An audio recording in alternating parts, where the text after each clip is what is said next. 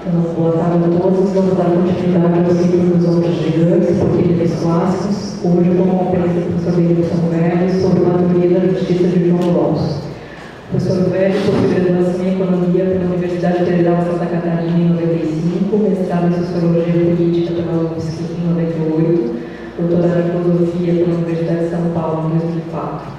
Pós-doutorado em Filosofia pelo Seminário em 2007 e estágio sênior no CAPES na Gate University Frankfurt am Main em 2013 e 2014. É professor de Ética e Filosofia Política no Departamento de Filosofia da Universidade Federal de Santa Catarina, pesquisador no Núcleo de Direito e Democracia no SEBRAP e pesquisador do Núcleo de Ética e Filosofia Política da UFSC. Atualmente está desenvolvendo um projeto de pesquisa sobre as possíveis gramáticas da justiça, buscando uma articulação entre filosofia política normativa e teoria crítica da sociedade.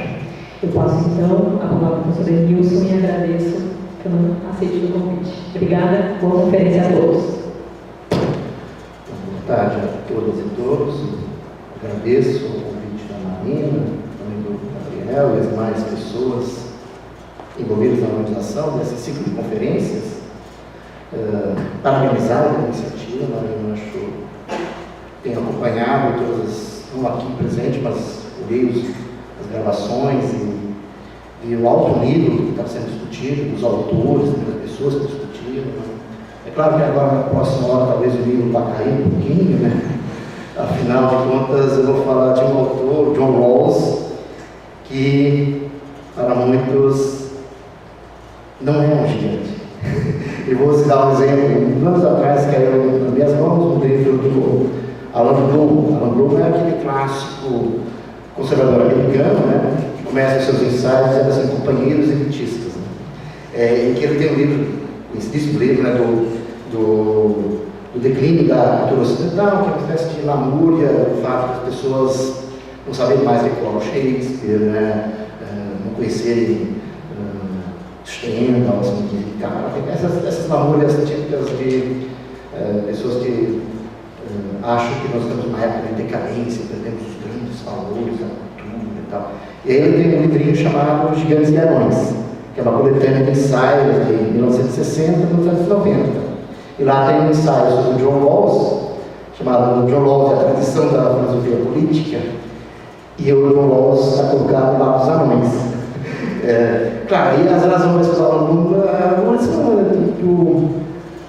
claro, o Rawls não tem aquele estilo grandiloquente de Rousseau, né? Não tem aquela sutileza e ironia da argumentação de um Hume, não tem a retórica de um Hobbes, não fala dos grandes acontecimentos do século XX, né? O totalitarismo, o nazifascismo, as guerras, né? E ele tem um estilo mais sóbrio, né? Bem direto, bem simples de escrever, né? Muitas vezes maçante para alguns, né? Quem espera aqueles grandes arroubos, né? Literários. O Rawls, o que eu me lembro, ele usa só uma metáfora em toda a obra, e nem é uma metáfora muito frutífera, que é uma metáfora da orquestra, para explicar que é uma união social de várias unidades sociais dependentes, que elas devem funcionar mais ou menos como um concerto, harmonioso, etc, etc. Quer dizer, nem é tão útil, né? Claro, aí o Alan Bloom, né, tomando esse título do decoro do Jonathan Swift, né, do Viagem do Gulliver, dizendo que sempre o lado de anões, da lado de gigantes tem também a movimento da perspectiva, e ele acha que o Rawls não caberia nessa, não caberia no ombro dos gigantes, né? Ou ele não é um cara dos gigantes, né? Mas eu acho que, de fato, é bem contra-intuitivo o que o Alan Bloom falou, né? Eu acho vou tentar defender aqui o contrário, novamente, né? O Alan Bloom tem uma imagem, não acho que não percebeu muito bem que por trás desse estilo sóbrio, calmo de argumentação do Rawls se escondem questões ambiciosas, questões centrais da filosofia política. Eu acho que também o que prova o Rawls lá dos clássicos é essa quantidade simplesmente inabarcável de comentários, de críticas, de debates em torno da obra do Rawls. Se alguém quiser dizer alguma coisa relevante sobre filosofia política do século XX, dos anos 60 em diante, né, se não falar do Rawls, vai estar falando nada. É inevitável que se refira a ele de uma maneira. Né. Claro, o Rawls também não, eu tantas obras assim, né, eu vou me concentrar aqui mais na teoria da justiça, mais na lição revisada de 75, originalmente publicada em 71, né, mas há outros textos mais sistemáticos, eu acho que mais posteriores, né, o liberalismo político, de 93, o direito dos povos, que são textos mais sistemáticos, e também tem textos publicados depois da morte, já do Rawls, em 2002, né, o texto antes disso, que ele já não pôde fazer a revisão, mas foram publicados mesmo assim, né, Justice as Fairness Statement, né, Justiça cuidado uma reformulação, ou reafirmação, que vai fazendo vários esclarecimentos, né. Os Collected Papers, já publicados, organizados pelo Samuel Freeman, tem as conferências sobre a história da filosofia moral, de 2005, que são as aulas que o Rawls dá sobre Hume, Leibniz, Kant e Hegel. Então ele cotejava sempre a justiça comunitária com essas obras clássicas, né? E tem também as conferências sobre a história da filosofia política, publicadas em 2012, né? Todas essas obras já tem, com exceção talvez dos Collected Papers, mas tudo tem tradução em português, né? E essas aulas de filosofia política são aulas sobre essa tradição que o Rawls chamava de constitucionalismo democrático. Que começa, as aulas começam com Hobbes, mas Hobbes claramente é uma espécie de ponto fora da curva, né? As aulas do Hobbes, Locke, Hume, Rousseau, Mill, Marx, em que ele vai reconstruir uma certa tradição de pensamento a qual ele vai se filiar. Mas eu não vou tratar dessas obras, eu acho que vou fazer uma exposição só de uma teoria da justiça, mostrando tudo o que está em jogo ali, porque eu acho que ali há todo um projeto que eu chamaria de uma teoria crítica da justiça, né? Esse crítica vai por minha conta, como intérprete, né? Claramente que o Rawls é um autor dentro da tradição da filosofia analítica, mas que tem uma forte relação também com o que nós chamamos de filosofia continental, com a tradição alemã, do idealismo alemão, todos os autores que ele conhecia muito bem e dava aula sobre eles, né? E eu vou tentar mostrar a importância, né, do Rawls, a centralidade da sua obra para pensarmos o problema da justiça dentro do marco de uma tradição democrática. Bom, o Rawls, a primeira edição de 71 era chamada de Green Monsters, né, Monstro Verde, porque a primeira capa era verde, todo mundo se assustava pela quantidade de páginas. E o Rawls de 75 faz uma revisão, depois vai sempre revendo essa obra principal. E ela é claramente dividida, ela é muito esquemática, feita em parágrafos, tem uma divisão em 3 grandes blocos, né? A divisão entre, de um lado, a primeira parte, que é a teoria, vai sistematizando os principais conceitos, vai colocando o problema da justiça e o modo como vai pensar a relação entre qual é o objeto da justiça, qual é o seu papel, né?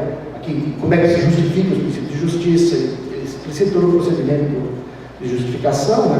A parte da teoria. A segunda parte, a parte das instituições, em que o Rawls então passa a examinar como os ideais de liberdade e igualdade são ou podem ou devem ser incorporados nas principais instituições das sociedades democráticas, a começar pelo rule of law, depois o sistema econômico, os vários do sistema político como um todo, a parte das instituições, e por final tem uma terceira parte chamada dos fins. O Rawls se preocupa então com as condições afetivas ou as disposições motivacionais necessárias para a concepção de justiça e equidade de fato funcionar. Ela precisa gerar um suporte, né? E aí vai se preocupar com a estabilidade de uma sociedade justa, como é que as instituições justas, uma vez arranjadas, como elas vão gerando nas pessoas um senso de justiça. Então, uma parte dedicada à explicação da psicologia moral razoável no final. Essa divisão de temas, né, por que o texto está dividido dessa maneira? Né? Aparentemente, o Rawls dá uma justificativa imediata disso, né? Quem dá, na verdade, é o Samuel Freeman, que foi um dos que trabalhou com o Rawls e organizou várias coisas dele, e o Freeman teve uma isso a partir das próprias aulas, eu converso com o Rawls, teve essa intuição de dizer, olha, na verdade, o que o Rawls está fazendo aqui é tomando um problema que foi formulado por Kant. Kant, não o Kant da crítica da razão pura, nem o Kant da prática, nem da faculdade de julgar, mas o Kant da ideia de uma história universal sob o ponto de vista cosmopolita.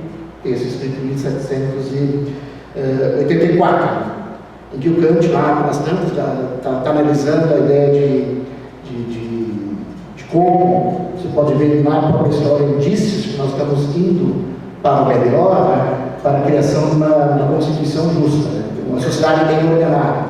E aí o Kant formula uma sexta proposição, que a realização de uma sociedade bem ordenada, justa, estável, depende de três tarefas que têm que ser cumpridas ali. Três tarefas básicas. Eu cito Kant. Primeiro, tem três coisas que têm que ser preenchidas. Temos que ter os conceitos exatos da natureza da constituição possível. Segunda tarefa, uma grande experiência adquirida através dos acontecimentos do mundo. E quarta, uma boa vontade predisposta a aceitar essa Constituição. É claramente que o Rawls, diz o Freeman Clarke, o Rawls tomou esse problema e disse, então, a teoria trata dos conceitos fundamentais de uma Constituição justa. A parte das instituições é o momento em que o Rawls começa a examinar o funcionamento real, quais são as principais instituições que funcionam na democracia constitucional, passa a examinar o funcionamento delas, e por fim, na parte da boa vontade, o Rawls estuda a ideia do senso de justiça, que teria que corresponder para o funcionamento dessa Constituição justa, disposição motivacional. Claro que a gente sabe que, no caso do Kant não apostava muito nessa última parte da boa vontade. Kant apostava muito mais na ideia de sociabilidade e não gostava muito isso, uma certa interpretação do Kant, dessa ideia de que é necessário uma boa vontade para que coisas funcionassem. Agora, o Kant diz que até um pouco de demônios vai se dar uma constituição, que é um mecanismo secreto da natureza, etc. Então, o outro não pode mais contar com esse tipo de filosofia da história, o juízo teleológico descrito na natureza, passa então a imaginar como se cria as disposições motivacionais necessárias para o funcionamento da natureza ou de uma sociedade justa. Então, essa visão ela se justifica nesses termos. Toma um problema do Kant e passa a tratar dele dentro do marco de uma teoria mais empírico-sociológica informada. Acho que esse é o ponto que o Rawls, eu acho que esse explica essa estruturação, E já por isso valeria a pena examinar toda essa relação do Rawls com o Kant, mas é uma coisa que eu só vou indicar aqui, e mais eu vou dedicar mais a essa exposição, o desdobramento desses três momentos, dessas três partes, para pensar a ideia de sociedade justa. Eu acho que o importante aqui na ideia do Rawls, o Rawls começa a tratar desse assunto, não porque era um teórico abstrato que estava sentado na sua mesinha, lá pelas tantas, e disse, acho que eu vou elaborar uma teoria da sociedade justa. Não, há um ponto de partida certo, diagnóstico das sociedades democráticas modernas, anos 60, um diagnóstico que é mais ou menos o seguinte, que a despeito dos grandes avanços alcançados pelo estado de bem-estar social, em termos de estabelecer, do ponto de vista prático-moral, as justificativas para um certo mínimo existencial, persistem ainda enormes desigualdades de renda e riqueza e de status entre as pessoas, que são moralmente arbitrárias. E o que o Rawls constata é que isso coloca um problema ainda para as democracias constitucionais. O problema a realizar, o problema a ser debatido pela filosofia política então, como realizar aquelas ideias definitivas mais fundamentais de uma cultura política democrática, que é a ideia de pessoa, uma pessoa moral livre e igual, capaz, ou a ideia de uma sociedade, um sistema de cooperação equitativa entre pessoas livres e iguais, ou a ideia de liberdade e igualdade, na estrutura básica da sociedade. E para o Rawls, a teoria moral ou a filosofia política predominante no mundo inglês, que é o utilitarismo, não nos fornece instrumentos muito eficazes para lidar com esse problema, de como realizar os ideais de liberdade e igualdade na estrutura básica da sociedade. Não são soluções aceitáveis. Claro, não vamos entrar aqui no mérito se o Rawls está ou não lendo adequadamente a doutrina utilitarista, mas claramente o utilitarismo para o Rawls visa sempre maximizar o bem-estar geral, né? E ele tem em si, para o Rawls, um certo princípio sacrificial, que pode fazer com que certas pessoas tenham que sacrificar seus planos de vida individuais em vista de um certo bem-estar geral da sociedade. E isso, Rawls, é inaceitável pelo modo como nós nos compreendemos, como pessoas livres iguais. Aí Rawls vai depois defender melhor isso, né? O grande adversário no primeiro momento da teoria da justiça, tem dois adversários, o maior é o fato do utilitarismo e o segundo é o intuicionismo. E o Rawls vai elaborar, então, tomar para si esse problema, de elaborar uma teoria da justiça que sirva de alternativa ao utilitarismo e que possa, então, nos encaminhar melhor para solucionar o problema de como realizar os ideais de liberdade e igualdade na estrutura básica da sociedade. Então, acho que esse é o diagnóstico do qual o Rawls parte. Isso a gente tira logo de cara do prefácio que o Rawls escreveu para a edição revista da teoria da justiça. Diz claramente o seguinte, né? O que ele quer elaborar é uma teoria filosófica da justiça para uma democracia constitucional que ofereça uma alternativa ao utilitarismo. Aí cito Rawls: a esperança é que a justiça e a equidade pareça razoável e útil, ainda que não totalmente convincente, para uma gama de orientações políticas ponderadas e, portanto, expresse o núcleo comum da tradição democrática. Essa frase, se a gente quisesse seguir um método estrutural de leitura de textos, já tem uma série de coisas a serem explicitadas. Né? O que é razoável? Que sentido o Rawls está usando isso? Por que ele está dizendo que não é preciso ser totalmente convincente? Né? Isso vai remeter depois às próximas obras. O Rawls insiste bastante que ele está elaborando uma concepção de justiça política e não metafísica. Né? Não é nem pós-metafísica, isso é uma coisa rara, mas é não metafísico, quer dizer, não recorre a noções de verdades últimas. Ele vai tentar depois explicar por que não pode fazer isso. Né? Isso já dá umas várias dicas. E também outra dica de modo como o Rawls pensa esse projeto de uma teoria da justiça. Então a ideia de que ela tem que ser razoável e útil, vai nos remeter depois a noção de uma certa utopia realista, praticável, né? Mas ela não precisa ser totalmente convincente, ela tem que se persuadir, né? A partir do núcleo da tradição democrática, que é outra coisa que tem que ser esclarecida. Que tradição democrática o Rawls está se referindo, que ele chama de núcleo. Então, a minha ideia da exposição é fazer uma exposição da teoria da justiça e depois, se der tempo, falar um pouco a qual tradição o Rawls está se filiando, e vou remeter a história da filosofia política, e depois dizer qual é o debate que o Rawls gerou, para mostrar um pouco que ele é, na verdade, está entre os gigantes. Né? E, claro, o Rawls, para fazer isso, oferecer uma concepção de justiça que sirva de alternativa ao utilitarismo, o Rawls vai dizer: eu vou retomar aqui a tradição do contrato social. Ele vai citar Locke, Rousseau e Kant, não o Rawls. Locke, Rousseau e Kant, isso vai ficar claro como vai funcionar isso, né? E ele vai deixar isso bem claro já no início da parte da teoria. Né? Então, há essa retomada da tradição do contrato, tem que ver como essa tradição é retomada, o que o Rawls acha frutífero nessa tradição. Mas tem uma outra parte nessa frase que você teve no prefácio, muito importante. O Rawls não está elaborando uma teoria da justiça para toda a humanidade, ou para todos os tipos de sociedade. Claramente é uma teoria da justiça para sociedades democráticas. Não há, no Rawls, uma teoria da democratização, né? Como é que a gente vai supostamente estudar a condição democrática, mas transporta a sociedade democrática. Ele está pensando num problema específico que surge nas democracias constitucionais modernas, né? E eu acho que há uma outra lição por trás disso, né? É que o Rawls começa a escrever em 71, mas já começa a escrever um pouco antes, né? No auge das experiências do Estado de bem-estar social, né?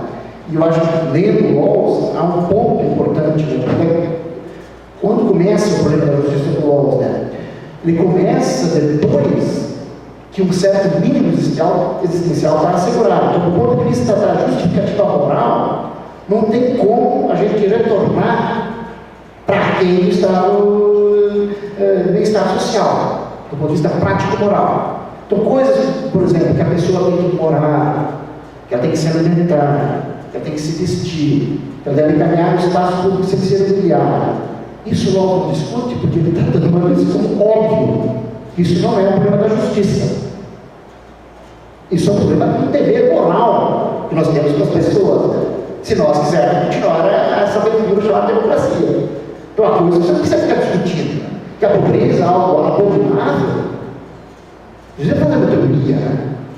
Diz o Rawls. Vamos começar com, digamos, com as patologias que nós decorremos do estado de bem-estar social. Dali para diante, começa o problema da justiça, porque há muitas desigualdades a serem resolvidas, né?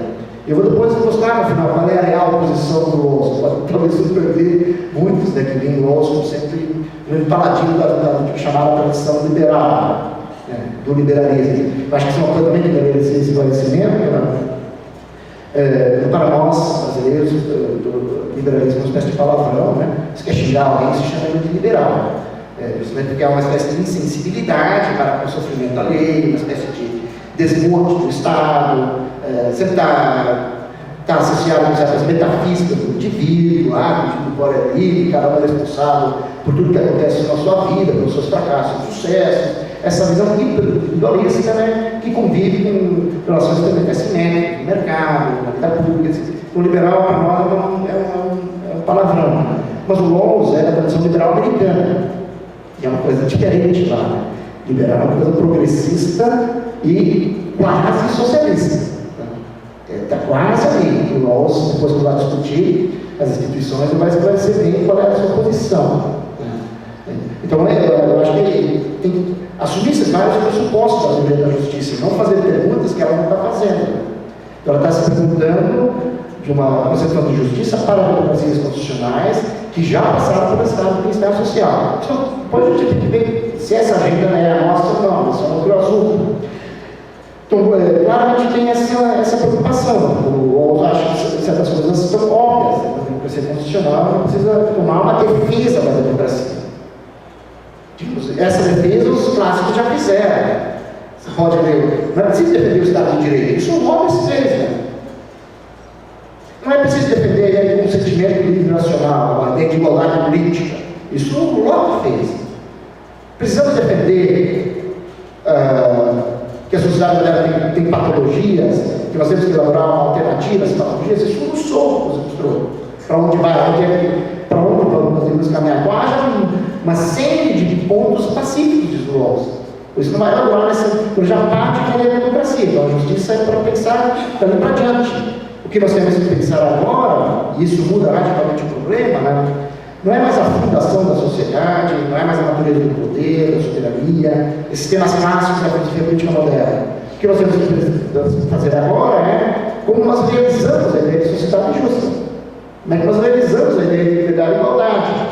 É claro que talvez se eles estivessem no nosso contexto, praticamente, ou teria que defender uma democracia, que seria óbvio, né? Tem que começar a dizer, a democracia é uma coisa importante, começar a defender o Estado de Direito, são essas reviravoltas da história. Mas o que eu queria chamar a atenção por Rawls, e aí é uma lição teórica por trás disso, né? Dizer que vai haver uma concepção de justiça para democracias constitucionais, é que o Rawls parte de pressuposto teórico. Toda e qualquer concepção de justiça, ela só deriva de uma certa concepção que eu tenho de sociedade. Quer dizer, há um certo enraizamento social do problema da justiça. Eu cito uma passagem do Rawls, né? As diversas concepções de justiça provêm das distintas noções de sociedade, contra o pano de fundo de visões conflitantes acerca das necessidades naturais e das oportunidades da vida humana. Para compreendermos totalmente uma concepção de justiça, precisamos explicitar a concepção de cooperação social da qual ela provém. Então, o primeiro passo que a gente tem que fazer, ok, se o Rawls está dizendo que é concepção de justiça para uma sociedade democrática, o que é sociedade para o Rawls? O que ele está entendendo como cooperação social? E aí uma visão importante, porque muitos almanaques, manuais de filosofia, tendem a se jogar o Rawls como defensor da liberdade estrita do indivíduo, tem uma concepção atomista de pessoa, e assim por diante, juntando uma espécie de liberalismo econômico que, na verdade, não consigo nem ver em muitos textos, nem do Locke dá para ver isso, mas enfim, é um outro assunto. E o Rawls tem uma concepção profundamente social do indivíduo. Nós estamos sempre mergulhados em sistema de cooperação social. Nós temos que partir desse pressuposto, da imagem de sociedade, e aí pensar a noção de justiça para isso. Ora, qual é a imagem de sociedade que o Rawls tem? A ideia de que nós vivemos, nós nascemos e morremos dentro de um sistema de cooperação social, e nós temos que tornar equitativo.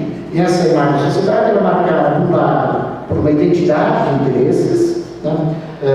Por que há uma identidade de interesses? Porque todos percebem que a cooperação torna a vida melhor, a cooperação social torna a vida melhor, torna uma certa identidade de interesses, nós compartilhamos isso, e o Rawls vai esclarecer depois isso melhor, ou eu vou tentar esclarecer do Rawls, Então é marcada por uma identidade de interesses, mas também por um conflito de interesses, conflitos profundos de interesses. E aí esses interesses de duas ordens, diz o Rawls. De um lado, claramente o interesse ao conflito distributivo, que decorre do que o Rawls chama de que nós vivemos um sistema de cooperação de escassez moderada, não é de abundância, porque o problema da justiça não estaria colocado, e essa é um pouco a crítica que o Rawls vai fazer à ideia de comunismo.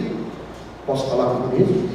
O comunismo do Habermas, porque não, misturando os termos, Habermas, disse o nosso presidente, do Marx, está dizendo que o Marx, porque a justiça acaba, a justiça está numa situação de abundância, então o problema da justiça não se impõe, tem outros conflitos, mas não é um conflito de justiça. Então tem um conflito distributivo que envolve a escassez moderada, não é uma escassez absoluta, senão nós estaríamos mortos. Então nós temos que pensar nisso. Então, essa primeira é o tipo de conflito. O segundo conflito, que é o que também preocupou mais o Rawls nas obras posteriores, que é o conflito que tem a ver com interesses divergentes, de opiniões divergentes sobre o sentido da vida, se quiserem assim, ou conflitos que têm a ver com a gramática das formas de vida. São os conflitos de tolerância. As pessoas têm visões diferentes sobre o mundo. Geralmente elas são portadoras de doutrinas morais, filosóficas, religiosas, políticas, abrangentes, conflitantes. Na teoria da justiça são apenas conflitantes e plurais. No livro O Liberalismo Político, o Rawls percebe o seguinte: na verdade, elas não são só conflitantes e diferentes, muitas vezes elas são irreconciliáveis. E aí o problema político fica mais difícil, intratável. Tem que tratar agora com divergências em que provavelmente você não vai ter um acordo unânime. Você tem que pensar uma forma de acordo, e aí o pessoal vai para a ideia de legitimidade política, etc. Que aí o conflito é mais radical, isso no segundo Rawls. No primeiro você tem essa ideia de que você tem problemas de tolerância, que a tutela da justiça tem que tratar. Aí isso o Rawls dá um nome, retomando a formulação do Hume, chama isso de circunstâncias da justiça, circunstâncias objetivas e circunstâncias subjetivas. Por que o Rawls está falando isso? Olha, isso é assim que funciona a sociedade. Você tem de um lado a inevitabilidade da cooperação, que vai gerar uma quantidade de interesse, mas tem uma série de conflitos que vão emergindo. O fato, que de constatar o problema distributivo da seguinte maneira: é inegável que há uma produção social da riqueza, que nós dependemos uns dos outros. O trabalhador depende do capitalista, e o capitalista depende do trabalhador. Isso é o básico. Então há uma produção social da riqueza, só que há uma apropriação privada dela. E a questão é que surge conflitos. Quanto dos encargos e benefícios da vida social eu mereço? Ou devo reivindicar, ou posso reivindicar? Então esse é o primeiro problema a ser resolvido. Mas o segundo é que as pessoas não só disputam render riqueza, elas disputam planos de vida, formas de vida, culturais, e coloca o problema da tolerância. Aí é o segundo ponto que a teoria da justiça tem que resolver, né? Quais são os direitos e deveres que devemos atribuir reciprocamente uns aos outros para continuar no meio do sistema de cooperação social e equitativa? Quais são as diferenças e semelhanças que eu tenho que levar em conta na atribuição de direitos e deveres fundamentais? Esses são dois problemas da justiça, que emergem dessas circunstâncias da justiça que decorrem uma certa imagem de sociedade, o enraizamento social do problema.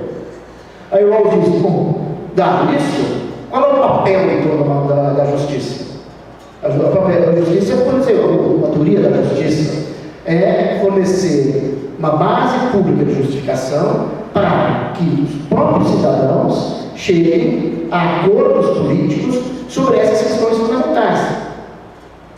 É isso que ela tem que oferecer. Esse é o papel da justiça, uma espécie de métrica a partir do qual se discute isso. É claro que o Rawls está dizendo, não é, isso é outra circunscrição da teoria da justiça. Não se trata de elaborar uma teoria da justiça diretamente, abrangente, que englobe todos os fenômenos da vida. O Rawls está pensando mais nas questões políticas fundamentais que giram em torno desses dois problemas, distributivo e direitos e deveres. Né? Claro, ele vai dizer, vai chamar isso de questão de justiça básica, primeiro ponto, e outro é os elementos constitucionais fundamentais, né, que tratam justamente do modo como nós adquirimos o poder político exercente, né, o modo como nós influenciamos a estrutura básica da sociedade. E o importante para o Rawls aqui, né, você tem que ter uma perspectiva comum, pública da justiça compartilhada, claro, porque ele está pensando em sociedade democrática, né, cooperação, embora tenha os mecanismos coercitivos, ela tem que ser voluntária. Né? No sentido que as pessoas têm que poder dar seu consentimento aos termos da cooperação social. Né? Essa é a grande ideia da tradição democrática. Né? E o grande problema que o Rawls quer evitar é que, na hora que nós lidarmos com esses problemas da justiça, nós temos que gerar instituições, relações sociais, econômicas, políticas, que não sejam arbitrárias. E essa é a grande preocupação dessa tradição do liberalismo político. Né? Fazer problema da dominação. Né? Como eu evito que as pessoas, já que estão condenadas à cooperação social, né? Esse é o nosso destino, como eu evito que essa cooperação social seja ancorada em relações familiares, econômicas, políticas, jurídicas, moralmente arbitrárias. Né? Isso, o Rawls esclarece bem isso, o conceito contrário da justiça é o da arbitrariedade. Aí o Rawls introduz uma distinção bem lá na filosofia analítica, uma distinção entre o conceito de justiça e as várias concepções de justiça.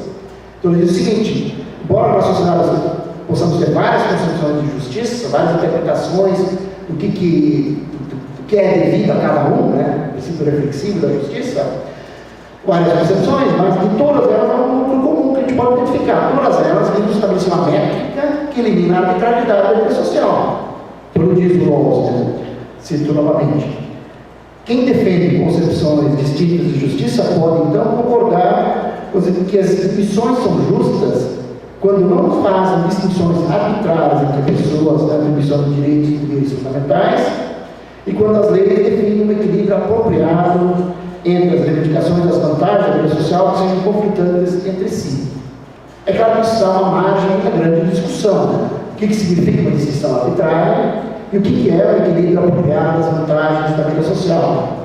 Por isso surgem as várias concepções de justiça.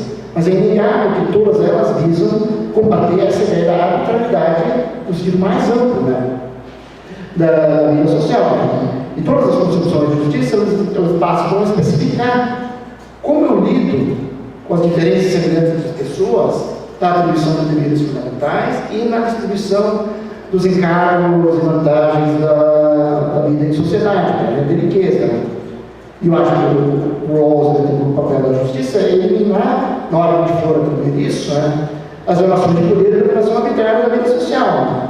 E aí o importante é o seguinte, o Rawls não acha que isso é uma tarefa dos indivíduos diretamente.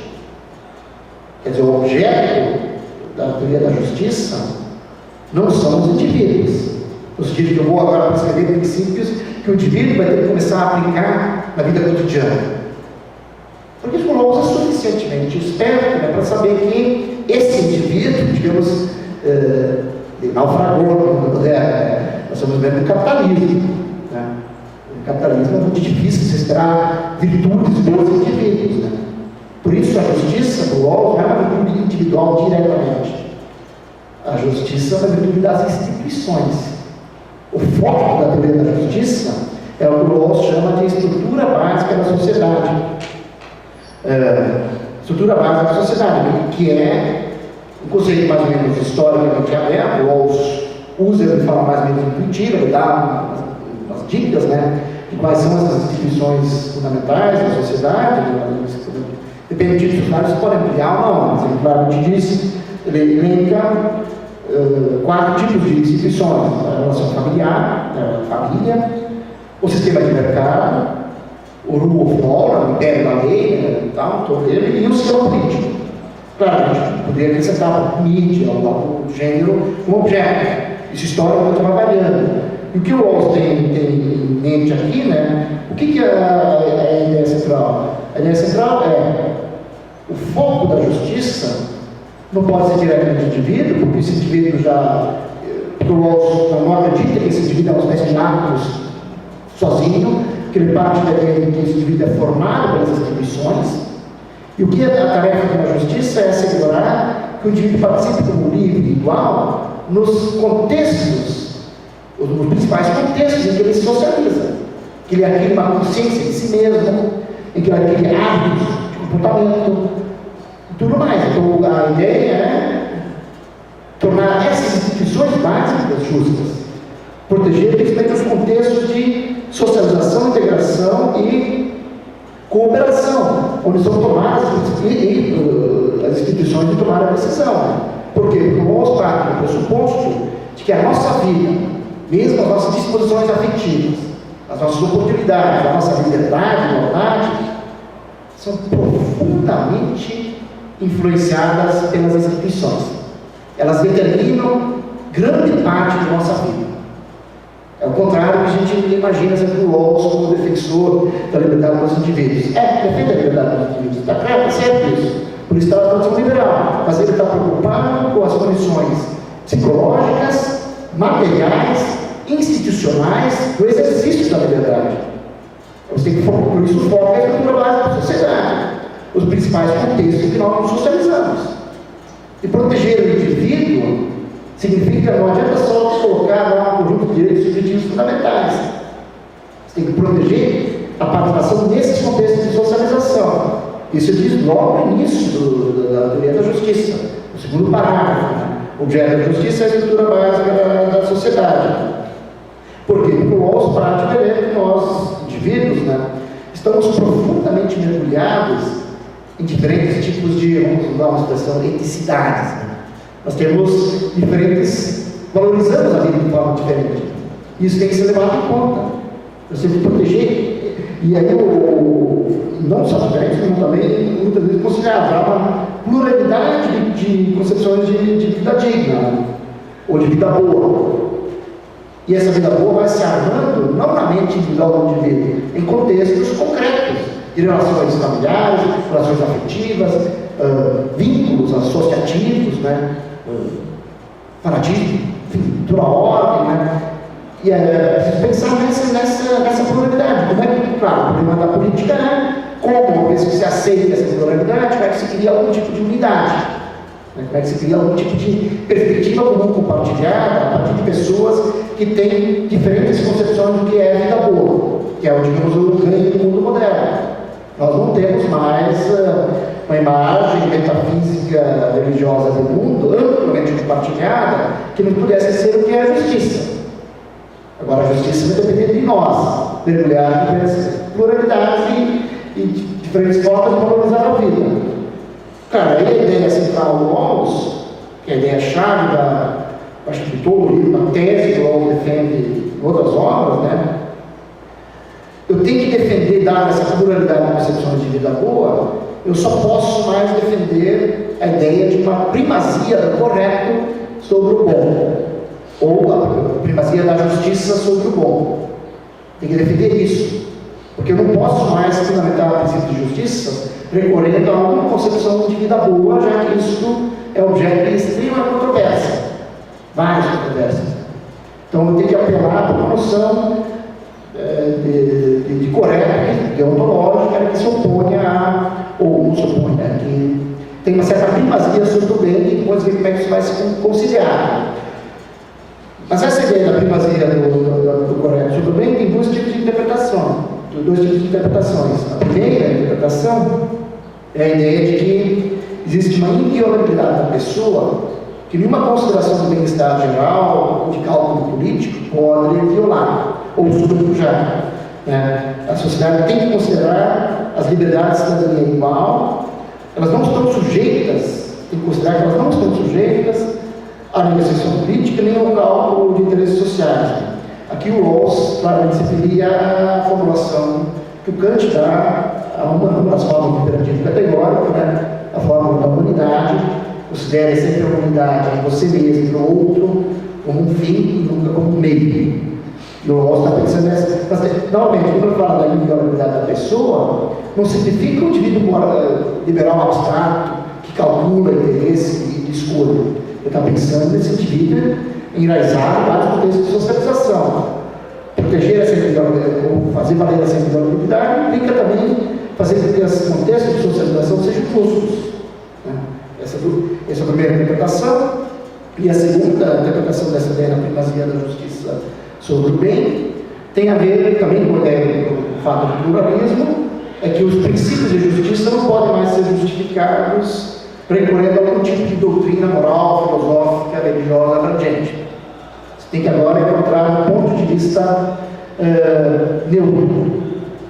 Não neutro no sentido de que não vai ter impactos diferenciados no mundo. Neutro do ponto de vista da justificação. Aí que entra a ideia do retomar da relação contratualista. O Rawls imagina então que os princípios de justiça têm que ser objeto de um acordo original entre pessoas todos iguais, razoáveis e racionais, que precisam dar seu consentimento a esses princípios. Né? E aí o Rawls introduz o famoso procedimento de justificação dos princípios de justiça, que é a ideia que geralmente assusta os leitores, né? A ideia da posição original de deliberação sobre o véu de ignorância, né? Que existe justamente a retomada da ideia da linguagem do contrato social. O Rawls disse que a posição original é uma espécie de reformulação procedimental da noção kantiana de autonomia, que não vai levar a uma moralidade de obediência austera, como alguns querem ver no Kant, né? Mas sim uma ética de auto-respeito, ou de autoestima e de respeito mútuo. Claro, então o Rawls vai dizer, vai moldar a ideia da posição original, da deliberação sobre o véu de ignorância, mas é muito simples, na verdade. O Rawls está se perguntando o seguinte: quando for discutir questões de justiça básica, que envolvem questões de direito e riqueza e elementos constitucionais fundamentais, que tipo de argumentação eu posso levar adiante na esfera pública? Quais são as informações que eu posso levar adiante? Eu posso justificar princípios de justiça dizendo que, apelando para a minha posição social, eu posso fundamentar princípios de justiça apelando para a loteria natural, dizendo que eu mereço, porque eu sou uma pessoa, não é o meu caso, uma pessoa tem que ir, mais avançada, tem talentos e tal. Então o Rawls ele pensa essa ideia de posição original, ele simula a ideia de um contrato, uma posição original de deliberação, é hipotética, uma difícil de representação, e que formaliza os requisitos que se podem levar em conta quando se quer avaliar a questão de justiça básica do ponto de vista moral imparcial. Quais são as restrições razoáveis que nós devemos nos impor quando formos argumentar publicamente a favor de uma certa configuração da estrutura básica da sociedade? Eu não posso levar, eu tenho que eliminar os elementos da arbitrariedade. Ele diz que eu tenho que usar o que tiver a ignorância, que eu não sei qual é a minha posição social, eu não sei se eu sou uma pessoa que foi favorecida pela loteria natural, eu desconheço várias coisas da vida social, eu estou apenas motivado por uma espécie de auto-interesse, que não é egoísta, mas porque o auto-interesse implica que eu posso, por exemplo, ter uma devoção pela causa ecológica. Ele faz parte da noção que o Rawls tem de auto-interesse. a pergunta que ele se faz é que tipo de princípio eu escolheria se eu só levo em conta isso, que eu quero realizar um plano de vida racional, né? Embora essa ideia seja uma ideia infeliz, né? As melhores coisas que elas acontecem na vida não decorrem do plano racional, decorrem da casa, né? Os acontecimentos da casa, concedemos isso ao Rawls, né? Ele diz, olha, vamos imaginar uma espécie de acordo original, né? Mas veja bem, embora não retoma a tradição do trabalho social, em nenhum momento o Rawls cai nessas fantasias contrastes. A ideia de que há um estado de natureza, né? Ou há político sem poder político, ou que existe um conjunto de direitos fundamentais naturais, né? O Rawls não está preocupado, como estavam preocupados os contratualistas, de simular o momento da fundação da sociedade. Não é esse o ponto. O ponto é levar essa ideia do acordo original para um nível maior de abstração, pensando agora no princípio de justiça para uma sociedade já existente, suas instituições, suas regras, suas disposições comportamentais, né, de análise. Né? Então, a gente pensava nesse contexto. E o que agrada a ideia do contrato, primeiro, é uma formalização da nossa liberdade como autonomia, que é a única coisa que nos restou. Né? Nós somos livres, não que a gente faça o que quisermos, mas nós podemos nos submeter a regras, leis, princípios que nós mesmos nos damos. Esse é o princípio de justificação do mundo moderno. Né? Foi lá o Kant, né? A gente o Rousseau, colocaram essa ideia da subjetividade autônoma que reivindica todos os seus direitos, várias esferas da vida social. Esse é o primeiro ponto que importa na tradição contratualista. O segundo ponto é a ideia da aceitabilidade pública dos princípios. Né? A ideia é que você simule a natureza pública do contrato social. Né? Você sabe que o outro também está seguindo as mesmas regras. Né? Então, essa é a ideia da publicidade do contrato. E o que, então, a posição original é uma formalização do ponto de vista moral imparcial, uma espécie de teste do imperativo categórico, onde você tem uma série de restrições razoáveis, que o Rawls coloca lá na ideia de véu de ignorância, para justamente eliminar a arbitrariedade moral, de acordo com as contingências da posição social da loteria natural. Parece assim, uma coisa meio abstrata, claro, tem uns detalhes técnicos que eu vou poupar vocês aqui da exposição da posição original. Tem detalhado, o Rawls estava também nesse momento que estava escrevendo, estava num diálogo muito grande com os economistas, com a economia em geral. Né? Então ele formula a teoria da escolha racional, etc., uma série de pontos de René Prisioneiro, várias discussões sobre isso. Minha filha atrás. Tem vários pontos sobre ele. Vou assustar, nunca mais vai pegar um livro de filosofia. Então há vários pontos técnicos que eu vou deixar de lado. Dessa ideia claro, a ideia da estratégia Maximin, que diante da situação em que você não sabe qual é a tua posição social, né? A estratégia, as partes do orelha do contrato social são uma estratégia de maximizar o mínimo, já que assim que eu tirar o véu, eu posso estar na pior posição possível, né? Eu vou me ferrar, eu tento assegurar de antemão que a estrutura básica favoreça os menos favorecidos da sociedade. Bom, tem essas implicações, né? Mas a questão é que o posição original assusta muita gente, porque é um exercício hipotético, mas eu não vejo isso com tantos problemas, né? Porque eu acho que isso é um modo normal de qualquer cidadão. Suponhamos que nós sejamos convidados para discutir princípios da estrutura básica da sociedade que vão determinar a vida dos demais e a nossa própria vida. O que eu consideraria moralmente aceitável? Uma argumento que eu posso argumentar dizendo: Deus, iluminado pela verdade, me diz agora, vou governar pela verdade, quem não está anulado na verdade será crucificado. Esse é um argumento válido numa sociedade natural? Ou posso tirar para os dogmas da ciência, um certo tipo de dogmatismo científico? Com o certeza eu tenho que buscar, eu tenho que aceitar certas restrições razoáveis. É isso que se espera do sistema democrático, que levar a uma prática pública de justificação. E o Rawls acredita que a posição original oferece uma espécie de orientação, um esquema de orientação, o que você pode ou não levar em conta quando você vai argumentar sobre questões de princípios fundamentais, principalmente se você tem ambições de usar o poder político para colocar em voga essa ideia de justiça. É isso que ele está formalizando aí, né? Mas não é o único no único quesito de justificação Rawls, regula também uma outra estratégia de fundamentação, né? Que é o que ele chamou de equilíbrio reflexivo, que é uma espécie de complemento da ideia de posição original. Né? E a ideia de equilíbrio reflexivo é o fato, e ele já não tem mais grau de ignorância, né? O equilíbrio reflexivo tem vários níveis, né? Mas a ideia básica disso é que, para justificar o princípio de justiça, eu tenho que ver se esses princípios estão compatíveis com certas ideias reflexivas fundamentais que eu tenho, como cidadão democrático. Eu tenho que ver se os princípios estão compatíveis com essas ideias reflexivas fundamentais com a cultura democrática, né?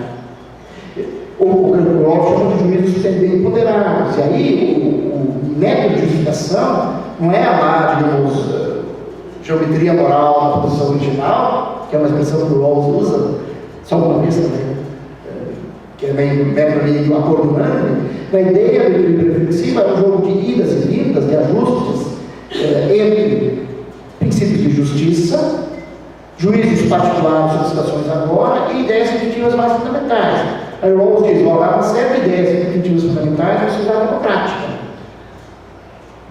Contra a discriminação, contra a escravidão, a igualdade, a liberdade. Eu tenho que ver se esses princípios são compatíveis com essas ideias. Né? Eu posso ser levado a ajustar os princípios, ora as ideias. Né? Fazer um jogo que o Rawls chama de coerência, ou de equilíbrio. Talvez eu vou ler uma passagem aqui, né? Que é essa ideia de um jogo de idas e vindas da deliberação pública feita, primeiro, do próprio indivíduo, depois o indivíduo com sua concepção de justiça, depois o indivíduo com várias concepções de justiça, e depois indivíduos de carne e osso, comparando várias entre os cidadãos. Né? E a ideia é, cito Rawls, podemos modificar a caracterização da situação inicial ou reformular os juízes atuais, pois até os juízes que consideramos como pontos fixos provisórios estão sujeitos à reformulação. Com esses avanços e recuos, às vezes alterando as condições e circunstâncias contratuais, outras vezes modificando nossos juízos para que se adaptem aos princípios, suponho que acabaremos por encontrar uma descrição da situação inicial que tanto expresse condições razoáveis, como gere princípios que combinem com nossos juízos ponderados, devidamente apurados e ajustados, determinam esse estado de coisas como equilíbrio reflexivo. É equilíbrio porque finalmente nossos princípios e juízos coincidem, é reflexivo porque sabemos a quais princípios nossos juízos se adaptam conforme e conhecemos as premissas que lhes deram origens. Né? E claro, então, isso fica bem mais claro, não tanto na teoria da justiça, mas depois de vários debates que se seguiram, um debate bastante importante, foi o debate do Rawls com Habermas, né? em que o Habermas dizia para o Rawls que o Rawls estava simulando uma série de contrato e estava negligenciando a soberania popular. Né? Aí o Rawls reformula dizendo que o critério da razoabilidade, de fato, sustenta toda a teoria da justiça, é a ideia de um ponto de vista público alcançado por esse equilíbrio reflexivo amplo e abrangente. Né? E esse equilíbrio, diz o Rawls, que o Habermas acusou o Rawls de ter, nesse modelo da posição original, de ser um modelo muito monológico, assim, uma parte interessada, elas não deliberam entre si, e cada um fala um jogo meio mental, hipotético, de escolha dos princípios. Aí o Rawls diz: não, mas esse não é o grande critério meu critério mesmo é o equilíbrio reflexivo amplo. Ele diz, uma resposta, e esse equilíbrio é o equilíbrio reflexivo pleno. Esse equilíbrio é plenamente subjetivo, isto é, cada cidadão levou em conta o raciocínio e os argumentos dos demais cidadãos. Isso vai levar o Rawls a focar mais nas obras posteriores nos critérios da razão pública, da justificação pública e no critério de legitimidade política. Uma coisa importante também a dizer é que o Rawls, na teoria da justiça, o problema da justiça ainda é formulado no âmbito de uma teoria moral, que visa articular o correto, o bom e o que é valioso para nós. Né? E no organismo político, a ênfase passa a ser mais na filosofia política. Né? Cada vez mais na filosofia política, aí o Rawls amplia a noção de razoabilidade. Né? A razoabilidade não só pode ser entendida dentro do âmbito da moral, mas ela tem que ser também entendida no âmbito da política.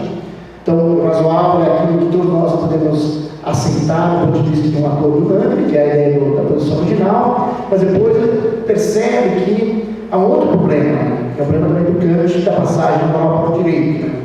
Porque a pergunta muda, né?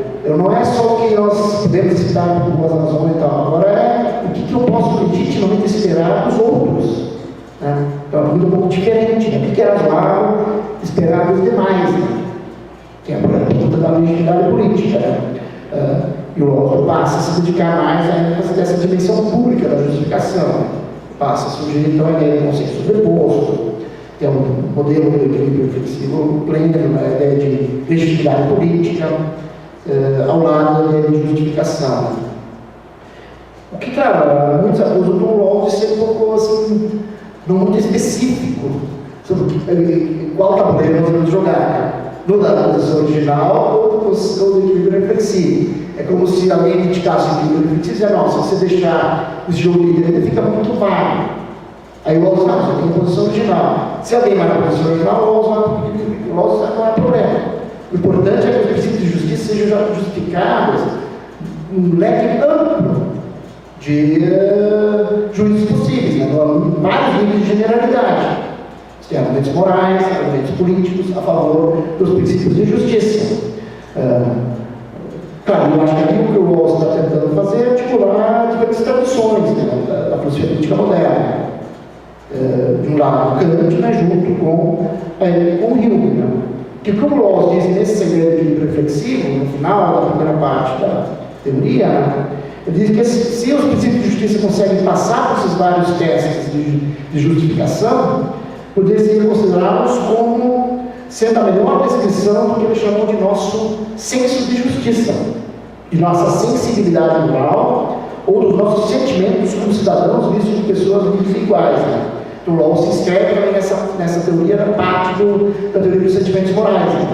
É isso também que a teoria da justiça faz, junto do equilíbrio reflexivo. Né?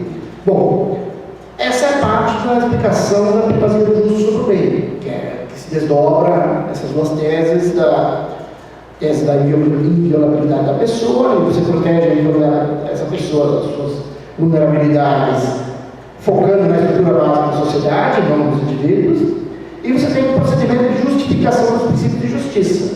Você não pode recorrer a uma concepção agente do bem. Mas o Rawls não fica só nessa parte mais procedimental da justificação. O Rawls vai mais além. Ele oferece também a concepção substantiva da justiça. Ele vai nos dizer quais são, de fato, os princípios que vão ser escolhidos, que vão passar nesse teste. Né? Uma concepção bem explicita esses princípios, né? Que seriam escolhidos. Né? Eu vou ler, mas parece que o Rawls, infelizmente, sempre temos que ler os princípios. Né? Eu vou ler na formulação já modificada, né, do liberalismo político. Isso foi uma coisa que o Rawls mudou, né? Mudou várias coisas, mas mudou a formulação dos próprios princípios, né? E eles ficam mais adequados nessa formulação do liberalismo político. Então, diz: olha, dados esses critérios, né, vão ser escolhidos dois tipos de princípios. Primeiro, da liberdade igual, né? Todas as pessoas têm igual direito a um projeto inteiramente satisfatório de direitos e liberdades básicas, iguais para todos, projetos compatíveis com todos os demais. E nesse projeto, as liberdades políticas, e somente estas, deverão ter seu valor e equitativo assegurado. Hoje a gente vai explicar melhor isso. Né? Aí vem o segundo princípio, vou chamar o princípio que na verdade se desdobra em dois, né?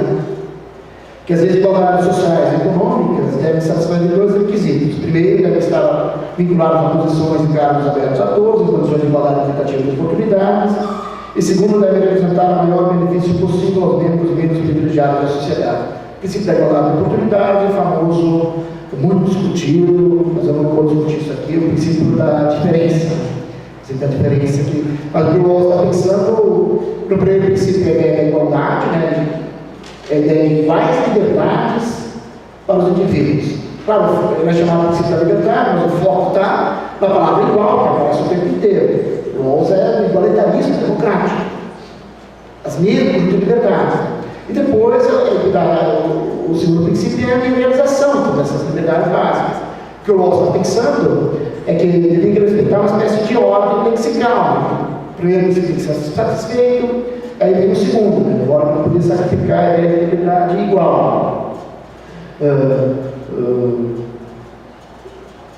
E claro, essa matéria também é bastante controversa, porque as pessoas pensam, não, o Rawls está só pensando na liberdade dos indivíduos. Se a gente tem que pegar o primeiro princípio, a ideia de liberdade, as pessoas têm direito ao projeto satisfatório de liberdades e direitos iguais. Se você partir só disso e já tirar dali consequências distributivas, né? As consequências distributivas do primeiro princípio são gigantescas, impacto. Mas o Rawls não se contenta com isso. Ele diz, não, tem que ter igualdade de oportunidades. Porque no exercício da liberdade não surgem mais desigualdades. Eu tenho que pensar agora quais são as desigualdades que nós podemos tolerar. Porque eles partem também da ideia que as pessoas são, afinal, diferentes, né? Tem planos de vida diferentes. Então você não pode cair numa espécie de igualitarismo puro, assim, acachapante. Então tem que pensar quais são as desigualdades legítimas. Né? Então são legítimas aquelas desigualdades que estiverem resultado da igualdade de oportunidades e que forem satisfazer os membros menos favorecidos da sociedade. Isso tem condições absolutamente revolucionárias, se levássemos isso em conta. É claro que esses princípios ainda não nos dizem exatamente qual é a configuração institucional. Na verdade, há um enorme grau de determinação, né? Porque as liberdades estão conflitadas entre si, né? Há várias maneiras de realizar isso. E eles dependem, na verdade, de uma certa interpretação pública. Né? E o Rawls, a resposta que eu citei, a resposta do Rawls das objeções que Jürgen Habermas fez a ele, né? Ele claramente diz, olha, que uma das acusações que o Habermas faz também ao Rawls é que ele tenta derivar uma sociedade justa a partir da prancheta, né? Do filósofo, se antecipando a tarefa do cidadão no momento que ele diz que são os princípios. Mas, na verdade, não está dizendo ainda nada, né? Porque a configuração institucional, e aí o Rawls diz, eu não estou dizendo nada, o poder que vai dizer como é que esses princípios são adaptados, configurados institucionalmente, é o poder popular. Nada pode se furtar ao poder constituinte do povo. Isso ele repete nada mais que o próprio Kant, na crítica da razão pura. Lá pelas tantas, o Kant diz que a razão, nada pode furtar ao acordo livre dos cidadãos, nem mesmo a razão pura. Por isso Kant enfatiza tanto, elogia tanto o 10º esclarecido Frederico, né, o Fredericão, porque justamente ele dá a liberdade de fala, o direito de falar, porque não há pensamento sem comunicação. Na comunicação você não tem o direito de falar. E falar você se coloca no espaço público, você não pode falar sozinho. Né? Então, imediatamente precisa de uma interpretação da configuração da soberania popular, da legitimidade democrática. Né? Então ele enfatiza muito assim, por isso novamente é ênfase nas obras posteriores sobre a legislação pública, legitimidade política e assim por diante. Né? Claro, mas o Rawls diz, ele vai mais além. Né? O problema da justiça também, o problema da escolha da posição original é que você tem que pensar o que a justiça vista também é assegurar algo para os indivíduos. Aí o Rawls lança a ideia de que a situação de escolha é uma situação de escolha de certos bens básicos, bens primários, né? Liberdade de oportunidade, renda e riqueza, e o que ele chamou de bases sociais do autorrespeito, que é o bem mais importante. Né? É claro que isso, o Rawls claramente está pensando lá nas circunstâncias da justiça. As circunstâncias da justiça, que são as circunstâncias objetivas e subjetivas, isso vai dar para o Rawls cai uma espécie de duas imagens da justiça. Os quadros da justiça. Primeiro, tem a questão da justiça distributiva. Eu tenho que saber qual é a renda, a riqueza, igualdade de oportunidades que é ser distribuída de cidadãos. Por que tem que ter essa ideia de justiça distributiva? Né? Porque nós estamos diante de problemas imediatos de desigualdade de renda e riqueza. Eles têm que ser solucionados. Então a tarefa é também distribuir a renda. Claro que há uma espécie de imagem meio deformada dessa imagem, você só foca no receptor, né, e não pensa na própria geração de desigualdade. Por isso o Rawls introduz uma segunda imagem da justiça, que é a imagem relacional, que é o seguinte: há coisas que não são distribuídas, mas que são da ordem da participação. Nesse sentido, talvez lembrando um pouco do Aristóteles. Né? Existe justiça que você tem coisas que podem ser distribuídas, você tem que participar. Participar do quê? Da configuração institucional da sociedade. Porque é ali que as desigualdades arbitrárias são geradas. Não basta ter só uma espécie de justiça, não pode ser só alocação e distribuição de certos bens já dados para situações que estão aí. Eu tenho que pensar como essas situações se originaram. E por isso o Rawls novamente foco na ideia da estrutura básica da sociedade. Né? E o foco da realização das liberdades dentro dessa estrutura básica da sociedade, né? Que determinam profundamente a vida das pessoas. O Rawls pensa a justiça. O primeiro problema da justiça, na verdade, é esse problema do poder. As pessoas têm que ter as condições, e essa é a ideia do princípio de justiça, de participar da configuração da estrutura básica da sociedade que vai determinar a vida delas. E por isso, no primeiro princípio, está escrito que as liberdades políticas, a elas tem que ser dado um valor equitativo. E aí tem uma distinção muito importante, estou me alongando aqui, né? Uma coisa muito importante, né? Que o ponto de partida do problema da justiça são as situações reais que as pessoas estão vivendo, as posições que elas ocupam na sociedade, né? O modo como elas se reproduzem, do ponto de vista simbólico e material. Isso que é profundamente afetado pela estrutura básica da sociedade. Então, o que eu tenho que assegurar, em primeiro lugar, é o poder de cada um de nós de participar da configuração dessa estrutura básica da sociedade. Né? Para fazer valer a ideia de liberdade como autonomia. Claro, o que o Rawls também, novamente insistindo, né? Não se trata aqui de considerar as pessoas como indivíduos racionais, abstratos, que fazem escolhas orientadas por suas preferências, que é a imagem meio tacanha que se espalha pelo que é de fato um certo tipo de liberalismo. Né? O Rawls é o contrário, do ponto de vista, digamos assim, do Marx. Né? Posso, eu falei muito palavrão, temos que editar depois do vídeo. Marx, que é, ponto de partida são as pessoas produzindo sua existência, sob certas circunstâncias. Elas produzem suas ideias, elas produzem a ideias, esse é o nosso ponto de partida da justiça. Isso vai gerar problemas, né? Bom, aí claro, aí o Rawls está dizendo, olha, temos que pensar então a realização das liberdades básicas dentro desse formato, da estrutura básica da sociedade. E aí também eu acho que um ponto importante ser esclarecido, não é que o Rawls tem em mente uma certa noção de, isso é a liberdade, uma certa coisa chamada liberdade, que depois você vai ter calcando e aplicando. O Rawls está pensando a liberdade em toda a sua extensão, como autonomia privada e autonomia pública, a autonomia cidadã, a liberdade no espaço social, no espaço econômico, no espaço familiar, no espaço político-jurídico. Não, por isso o foco na estrutura básica da sociedade, né? Porque a ideia que o Rawls tem é que a liberdade é um certo padrão de interação social. É a liberdade social, há condições materiais, institucionais e psicológicas para o exercício da liberdade. E é isso que a teoria da justiça deve levar em conta. E aqui, sigo uma intuição do Albrecht Belder, que era um dos teóricos companheiro do Hamilton, teórico da teoria crítica, ou filósofo da teoria crítica, que é o Rawls, no seguinte, o que o Rawls está fazendo aqui, a noção da estrutura básica da sociedade nada mais é do que a noção de espírito objetivo, a noção do espírito objetivo do Hegel. É você pensar a realização da liberdade, isso que o Hegel lá na filosofia do direito, acho que todo mundo tem na cabeça, né? O Hegel pensa o direito como a realização da liberdade, pensa as condições dessa realização. Então, começa a filosofia do direito, explica nas primeiras partes o que é o conceito de liberdade, seus vários momentos, e depois suas determinações, como liberdade jurídica, direito abstrato, moralidade e eticidade. Na eticidade tem família, sociedade civil e Estado. Ele pensa que o que importa mesmo, a liberdade só se realiza nessa eticidade. Só que claramente o Hegel não tem democracia, né? Não é? E a vantagem do Rawls é que ele produz a ideia de democracia já no primeiro princípio.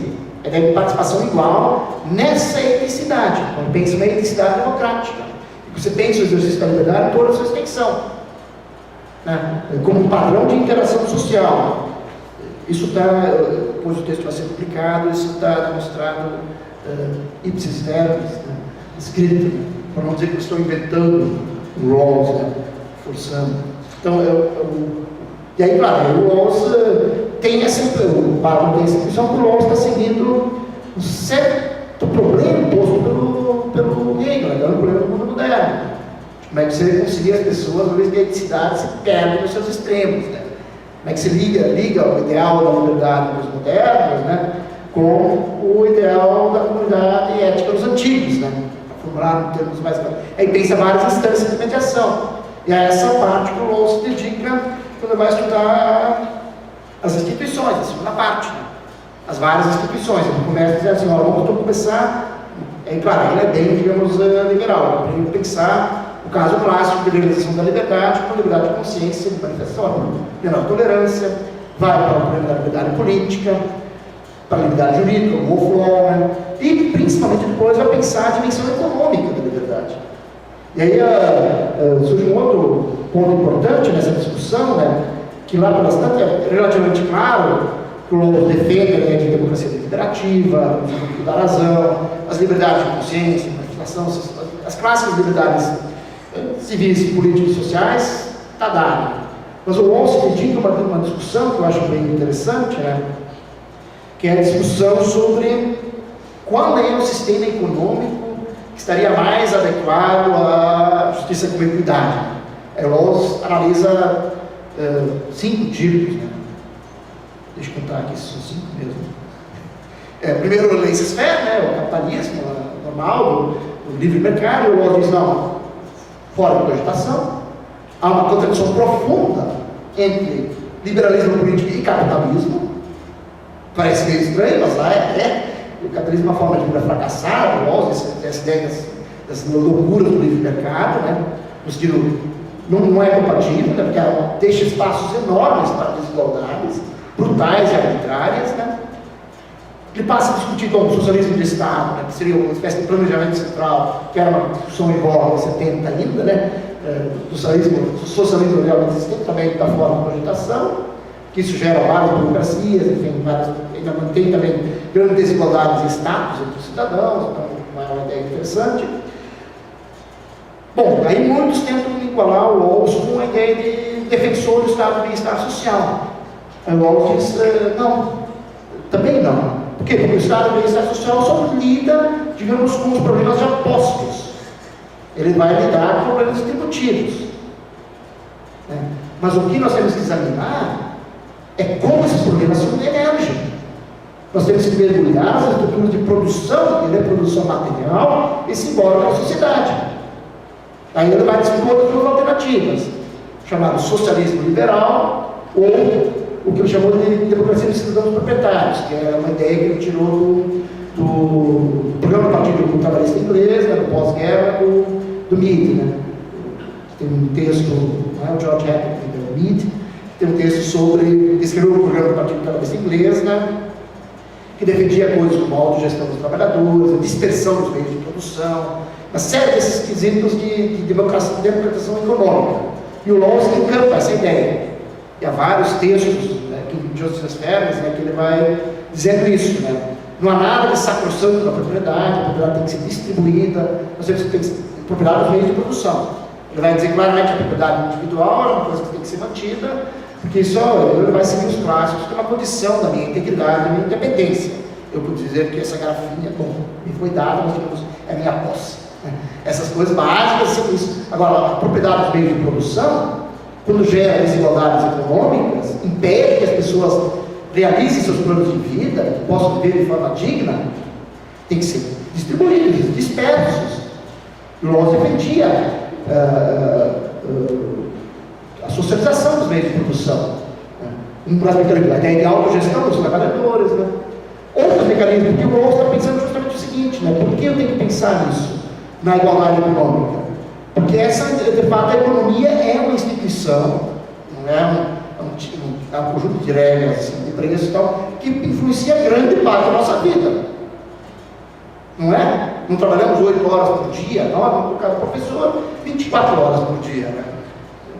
O tempo inteiro está mergulhado nisso. Então você tem que ter a oportunidade de você participar de uma coisa que está determinando o tempo inteiro. E ele vai pensar justamente nessa ideia. de uma dispersão da propriedade. Por quê? Porque o que ele quer evitar é que um certo poder econômico, concentrado na mão dos poucos, se traduza, sem mediações, imediatamente em poder político, de moldagem da sociedade como um todo. Aí, entre outras várias medidas, o Rawls tem uma série, isso é outra característica dessa filosofia política, ele tem uma série de outros mecanismos, né, em que ele vai detalhando como é que se evita isso, como é que se evita a arbitrariedade nesse território do poder político. E o grande problema que o Rawls estava enfrentando ali é essa tradução imediata de um poder econômico em poder político. E uma das coisas que ele vai defender enfaticamente é, por exemplo, o financiamento público de campanha.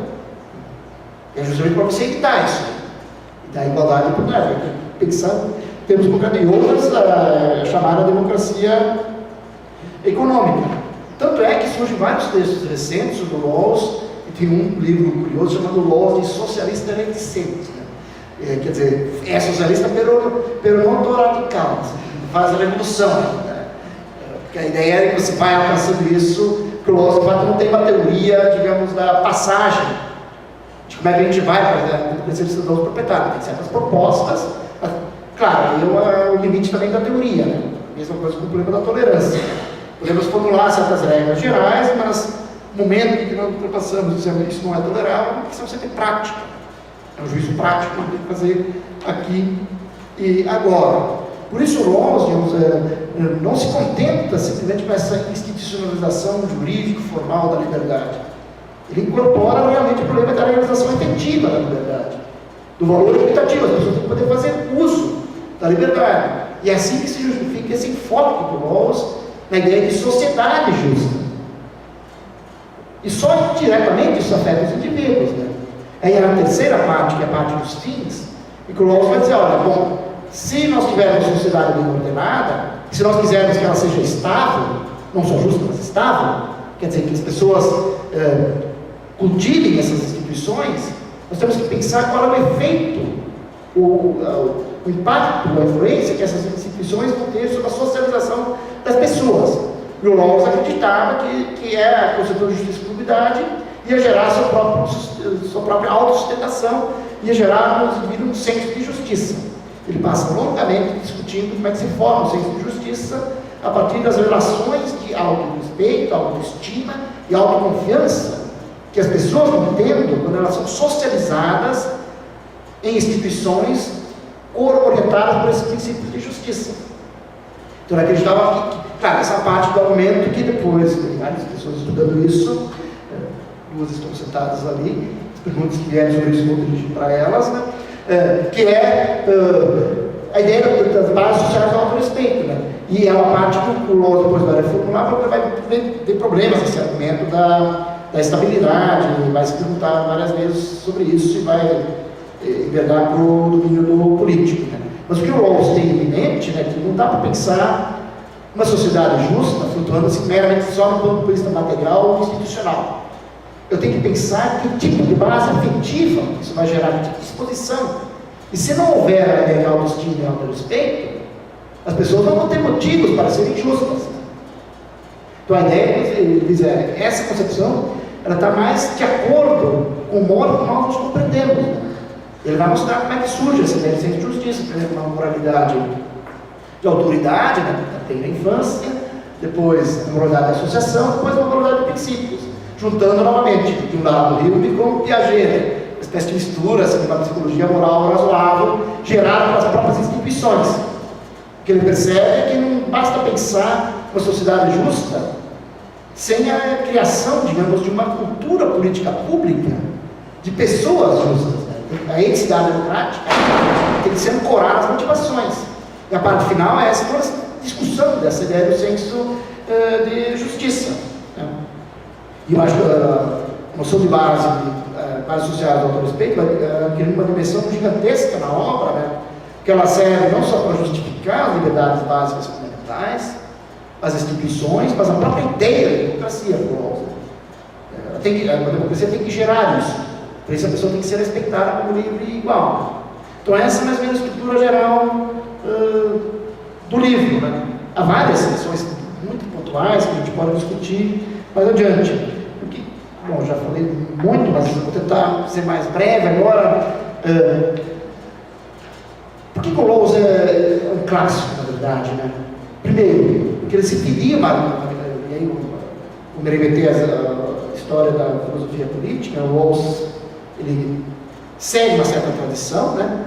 E aí eu acho que o Rawls tem uma ideia muito clara quando ele dá essas aulas sobre o Hobbes, o Locke, o Hume, o Rousseau, Marx, Hegel, né? Todas as Stuart Mill antes, né? A ideia do Rawls por trás disso é que a história das ideias nunca é apenas a história das ideias. Ela é também a história das instituições da própria sociedade. O que o Rawls está dizendo é que esses clássicos, eles simplesmente moldaram o nosso mundo. Porque eles eram pessoas. E é uma leitura que ele tem do Hobbes, né? Do Hobbes, do Locke, do Rousseau, dos vários teóricos do contrato social. A leitura que ele tem deles, aqui, né?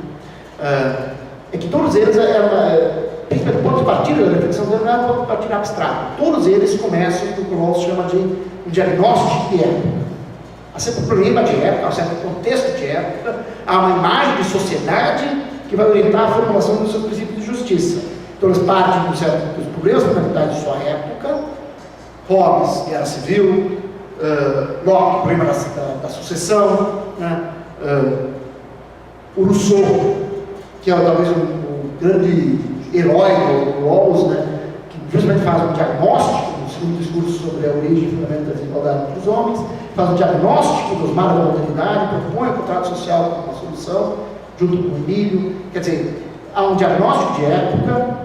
A filosofia política oferece um certo esquema de orientação que ainda pode ser útil para nós, para como é que os cidadãos mesmos podem sair dos imbróglios que eles criam.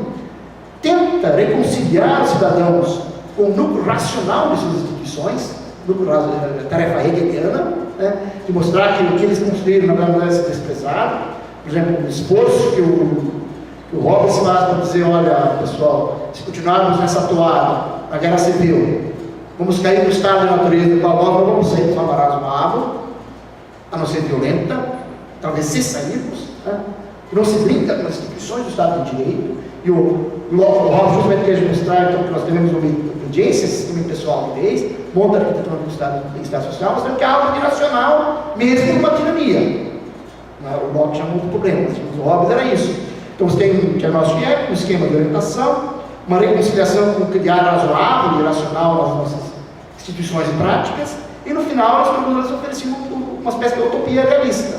Qual era a utopia realista? Eles estavam todos preocupados não com a liberdade dos indivíduos, no sentido direto, mas nas condições materiais, institucionais, sociais de realização dessas liberdades. Eles estavam preocupados em a utopia que eles alimentavam, é a utopia da cooperação social entre pessoas livres e iguais. E como é que se tornar isso estável?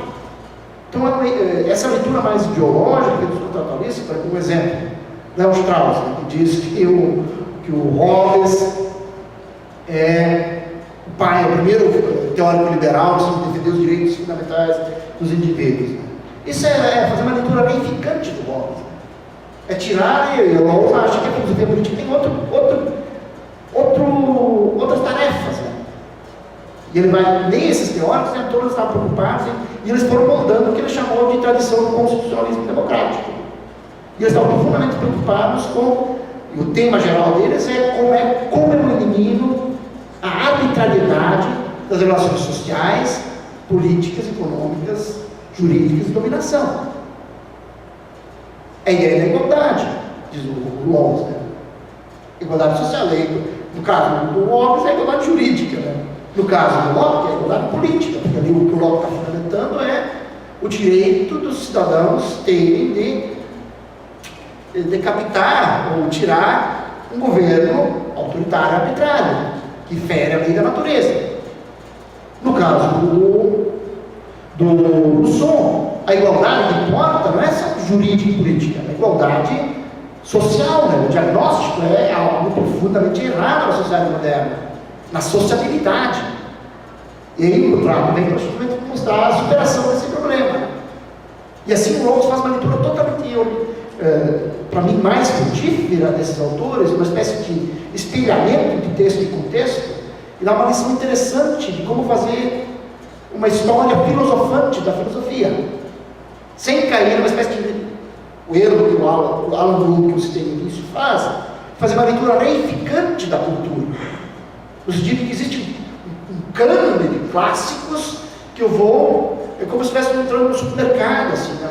Há vários clássicos aqui, eu vou pegando o meu, assim, e eu vou papagaiando ele. Não, o Rawls vai dizer, esses caras, eles mudaram o modo como nós os autocompreendemos, e mudamos as nossas instituições. Há problemas? Por isso tem que querer tomar essa tradição, tem que querer reformular tudo isso, né? E essa tradição do constitucionalismo democrático, quem faz parte dela? Os contratualistas, o utilitarismo, o marxismo. O Rawls faz uma leitura da teoria do valor do Marx, né, como critério de justiça do capitalismo, tanto da teoria da alienação como da reificação. Era leitor do Marx, né? Por isso podemos tentar enquadrá-lo como teórico, e o próprio liberalismo político, né? A ideia que dominava eles é essa ideia de uma cooperação social de pessoas livres e iguais. Todo mundo sabia que não há salvação fora da sociedade. Mesmo a concepção do Hobbes é uma concepção relacional de pessoa. O problema é que trava ali, isso trava porque as instituições não estão funcionando corretamente. Então, tem que moldar essa estrutura básica para que essa ideia de cooperação vigore, né? Então, essa é a inscrição que o Rawls tem na tradição da filosofia política. Tem uma leitura da filosofia política em que ela molda, digamos, de fato, a ideia de razão pública. Ela oferece perspectivas comuns, então não é uma ideia, são ideias, e para fazer isso eu tenho que mostrar esse entrelaçamento, texto e contexto. Então essa eu acho que é uma primeira leitura importante, está amplamente documentada nesse texto do Rawls do livro. Outra parte importante, que eu acho que o Rawls é um clássico, né, é se nós olharmos para os debates que ele gerou. Dentro da tradição liberal, né, há pessoas que dizem, olha, Rawls, você não é suficientemente liberal, o Nozick é um deles, diz, olha, não dá, esse negócio de justiça distributiva não faz parte da gente, eu tenho que pensar mais a liberdade.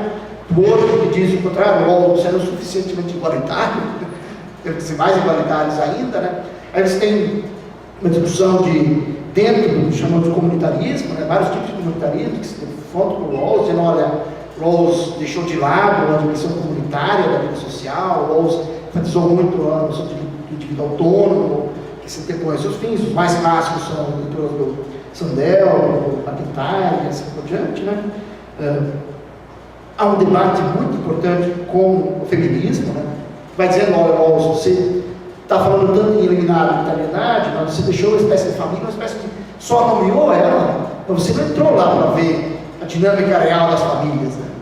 E o Rawls tem uma frase infeliz na teoria da justiça que ele diz que a instituição básica fundamental é a família monogâmica, né? Mas existem vários, para começar por isso, existem vários modelos possíveis de família e há várias desigualdades de gênero. O Rawls, depois do Justice Fairness, tenta reformular esse parágrafo sobre a divisão familiar, mas o feminismo vai apontando vários problemas, né? Do bloqueamento da esfera pública, né? Então tem que ampliar mais, né? Depois tem do marxismo, um amplo debate com o Rawls, né? Alguns aproximando o Rawls da tradição marxista, outros dizendo, olha, falta a revolução, falta uma noção mais clara da política, e o Rawls é a tradição da teoria crítica, mostrando, olha, falta uma teoria da sociedade, que mostra detalhes, como funcionam os conflitos, qual é a gramática dos conflitos, e elaborar uma teoria da justiça pensando nessa gramática dos conflitos, ou da teoria do conhecimento, ou, no caso do Habermas, dizendo que o Rawls é muito Rousseau, um pouco Kant, os típicos têm uma razão pública meio estanque, não tem de fato o uso público da razão, que seria muito mais reflexivo, que permitiria pensar o trânsito da esfera privada para a esfera pública, e assim por diante. Tem uma penca de textos sobre isso, né? Mas eu não vou me alongar mais, né? Senão, se eu falar de todo esse debate, ficaremos aqui até altas horas. Né?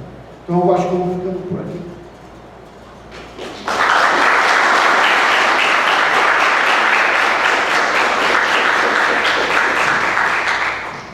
Muito obrigada pela conversa. Eu posso falar então um pouco.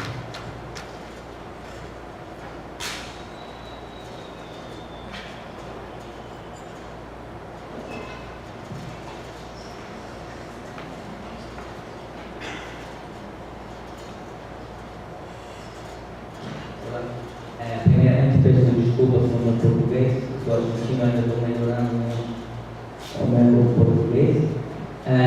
E depois vou pedir desculpa pelo professor, porque você falou que não ia mexer no princípio da diferença. A minha pergunta vai ser sobre o princípio da diferença ou sobre uma das conclusões possíveis da aplicação do princípio da diferença. Numa tradição mais de esquerda, talvez o autor mais representativo dessa tradição seja o Charles Cohen. O princípio da diferença permite a aparição de padrões distributivos não igualitários. Se esses padrões fazem os mais pobres ficar melhor que a igualdade absoluta. Então, a minha pergunta é como Rawls, você acha, resolve o problema da justiça entre gerações?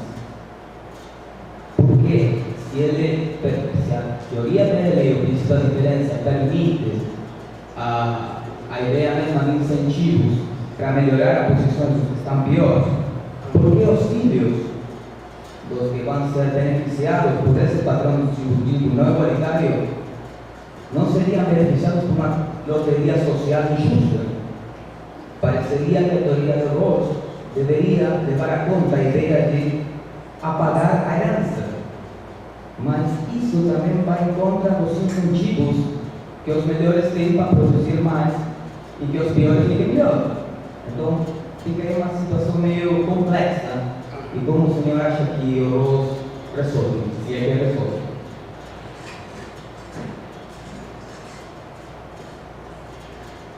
Eu acho que a saída, primeiro, o Rawls, ele mesmo é infeliz no momento que ele vai explicitar o princípio da diferença. Ele vai montar lá um esquema numérico e tal, situações que alguém escolheria, muito focando nessa parte distributiva. Né? Eu acho que a gente deveria pensar o princípio da diferença de forma mais qualitativa. Né? Por exemplo, eu acho que vários problemas distributivos já são resolvidos no primeiro princípio, da igualdade e da liberdade igual. Se a gente levar principalmente a ideia do valor imputativo da liberdade, se a gente levar essa ideia a sério, já tem consequências distributivas importantes. Depois, se a gente levar a sério a ideia de igualdade e oportunidade, também tem consequências distributivas maiores. Né? E eu acho que o Rawls quer mais ainda, né? Que a ideia do princípio da diferença quer aproximar mais ainda da igualdade. E aí, eu acho que tem que interpretar ele mais de forma qualitativa no seguinte sentido: mais voltar para a ideia de bases sociais do autorrespeito. Então, as instituições têm que ser moldadas de tal maneira, né, que gerassem nesse indivíduo esse autorrespeito. Se você está sempre vendo desigualdades crescendo e não gera autorrespeito, vai ter uma série de problemas. Então, eu acho que esses problemas mais práticos estão no Rawls, não sei se ele resolve, mas ele deveria deixar em aberto para a democracia popular resolver. Porque eu acho que há um limite claro para o Rawls. Embora ele proponha nesse da democracia dos cidadãos proprietários, ele propõe lá a ideia de tributar a herança, porque justamente é uma maneira de pulverizar a propriedade. Mas eu acho que há vários problemas de aplicação dos princípios que o Rawls deixa em aberto mesmo. Não acho que dá para fazer alguma tese geral sobre isso. Poderia pensar, como será o colega Núncio, né? Núncio Ada defendeu uma tese de doutorado aqui dizendo o seguinte: para fazer valer o princípio da diferença, tem que introduzir algum princípio de proporcionalidade entre renda e riqueza. Por exemplo, 15 vezes mais renda, ele usou uma proporção, ele chegou a uma média comparativa em vários países para chegar a uma proporção ideal, os ricos deveriam ser 15 vezes mais ricos que os pobres. E se eles quiserem aumentar, eles têm que aumentar a proporção junto. Né? Claro, é o problema da justiça de geração. Não sei se dá para fazer uma teoria sobre isso. Né? Porque se apoiar o que o Gerald propõe um ethos igualitário, né? Acho que aí ele naufraga. Eu acho que o Rawls tem texto sobre isso, mas eu não imagino como é que se resolva isso. Eu acho que não deve se perguntar, eu acho que o erro é perguntar para o indivíduo. Né? O princípio da diferença se aplica nas instituições. Então, acho que esse é o ponto importante. Eu acho que tem que sempre olhar no sistema geral da estrutura base da sociedade. Quem vai levar adiante, certamente, são os indivíduos e suas deliberações práticas, né? Mas é o sistema das instituições que é muito importante. Então, você tem que pensar vários mecanismos institucionais que, primeiro, gerem os indivíduos ao respeito.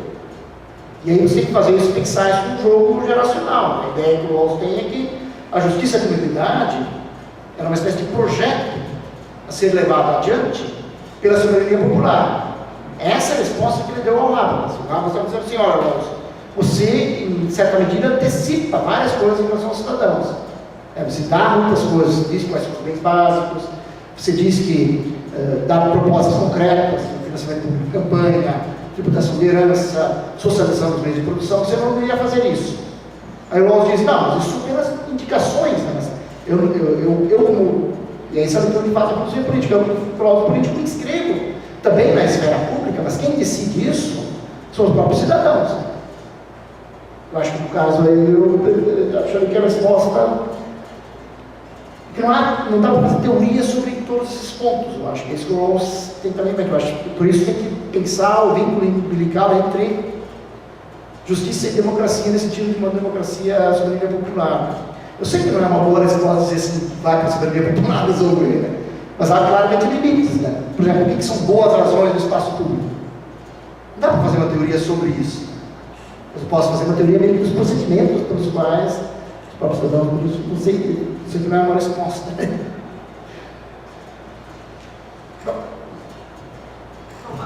A ferramenta conceitual que o Rawlsiano sempre tem quando alguém fala que sua teoria pode trazer consequências muito não igualitárias é a base do autorrespeito. Você tem que garantir o mínimo para que as pessoas sejam respeitadas. Perfeito. Isso está garantido pelo princípio da diferença.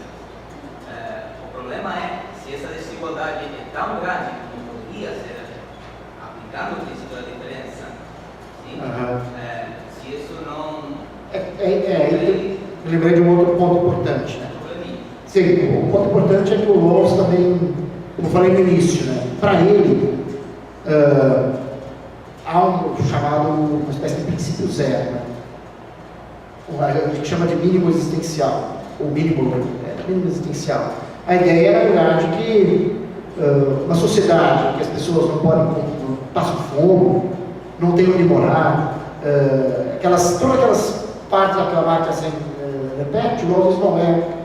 Isso é um problema, mas isso está no âmbito do nosso dever moral. O Rawls não está dizendo que devemos fechar os olhos para isso, que é problema. São problemas concretos, mas então é uma nossa obrigação moral, não é próprio problema de justiça. Porque aquelas pessoas não têm nem como reivindicar. Então acho que aí tem, digamos assim, uma sociedade que permita que desigualdades cresçam a tal ponto e que elimina as bases do respeito, que são asseguradas tanto do ponto de vista material como também pelas primeiras liberdades e tal. Eu acho que isso é um ponto importante, que você tem uma espécie de mínimo de padrão da vida digna que não tem como você ultrapassar. Por isso eu falei, eu acho que o Rawls tem convicção de que, por isso não se dá o trabalho de justificar a própria ideia de democracia, de produção democrática. Quer dizer, o Estado de Bem-Estar Social, um ponto, se nós retrocedermos no Estado de Bem-Estar Social, do ponto de vista prático e moral, não tem como justificar isso, diz o Rawls. Aí a gente abandona a democracia. Então acho que esse pressuposto de partida, né, talvez facilite um pouco essa ideia. Por que não pode uma sociedade que permitisse que as desigualdades fossem crescer de tal maneira, e tal ordem, que se tornassem injustificáveis, né? Ela perderia o próprio seu caráter democrático, não faz nem sentido os princípios de justiça, né? Porque já está um problema moral maior, né? Talvez formulando de outra maneira, existe uma teoria moral que é mais abrangente que a teoria da justiça, que envolve nossos deveres naturais, né, para com aqueles que sofrem, os que padecem. E nós está dizendo, olha, isso está dado, vamos para os outros problemas que surgem ali. Né? Mas eu concordo que tem que pensar mais, né, nessa ideia da diferença, principalmente também esse recuo que o Rawls faz nas relações internacionais, né? De não pensar o problema distributivo também nesse cenário. Né? Aí eu acho que tem problemas de fato, né? Ser pensados ali.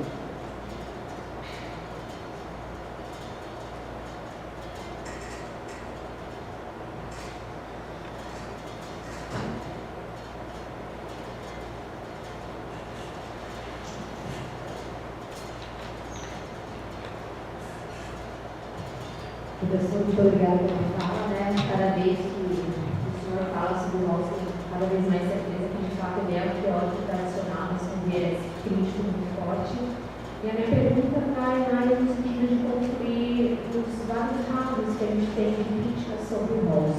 Por exemplo, a partir da publicação dos anos 70, né, 71, a gente começa com as críticas sobre os princípios, né? E aí a gente tem o paradigma do diálogo do Rawls com Kant, principalmente sobre o princípio da liberdade.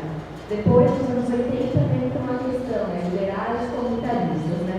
Aí, né, novamente, os comunitaristas, principalmente Sandel, criticando o Rawls como aquele que defende sujeitos engajados socialmente. Hoje em dia, depois ainda tem a debate com o Habermas, né, acerca das questões políticas, que aí, então, digamos que obrigou o Rawls a finalmente tratar as questões de justiça, que são as questões da esfera pública, eu vou falar diretamente sobre isso, sobre a razão pública, tal, nesse sentido. E hoje em dia, então, puxando para cá, desde a publicação do livrinho do Redistribuição e Conhecimento, eu acho que todo mundo que passa a falar sobre teorias da justiça contemporânea precisa se remeter a esse debate, né? Porque esse livro mostrou que não tem mais como não falar sobre justiça sem levar essa dupla consideração. E eu acho que agora, então, a nossa tarefa, enquanto mocinhos e voltando aqui nessa linhagem, é pensar, então, como fazer uma leitura generosa do Rawls, trazendo para a questão do reconhecimento, né? Como eu te mandei naquele artigo, né, semana passada, eu estou bem animada com essa ideia. Eu acho que na questão das bases sociais do autorrespeito, que o senhor já me indicou, e na questão do status que o Rawls tanto fala, né? Eu acho que ali tem um ponto que dá para puxar um gancho e começar a fazer um diálogo sobre como seria, então, uma teoria política liberal sobre reconhecimento, quais são seus limites e possibilidades, principalmente no Rawls. Então, eu gostaria de ouvir falar um pouco sobre isso, sobre esse assunto, né? Como falar, como dialogar, né? Rawls, teoria do reconhecimento e, principalmente, ver a partir das feministas, né? Que eu acho que elas, sim, estão cada vez mais empurrando o Rawls para um bom lado que a gente pode dialogar. O Rawls, como a gente já falei lá, que muitas vezes ele teve muitas orientandas, né? A Nussbaum foi uma outra que eu esqueci o nome, a Laura Neal, tem uma outra que escreveu sobre a família também. A Cosa, então, eu acho que a ação, isso. Então, ele está abrindo uma esfera para esse tipo de diálogo e eu gostaria de ouvir sobre isso. Obrigada.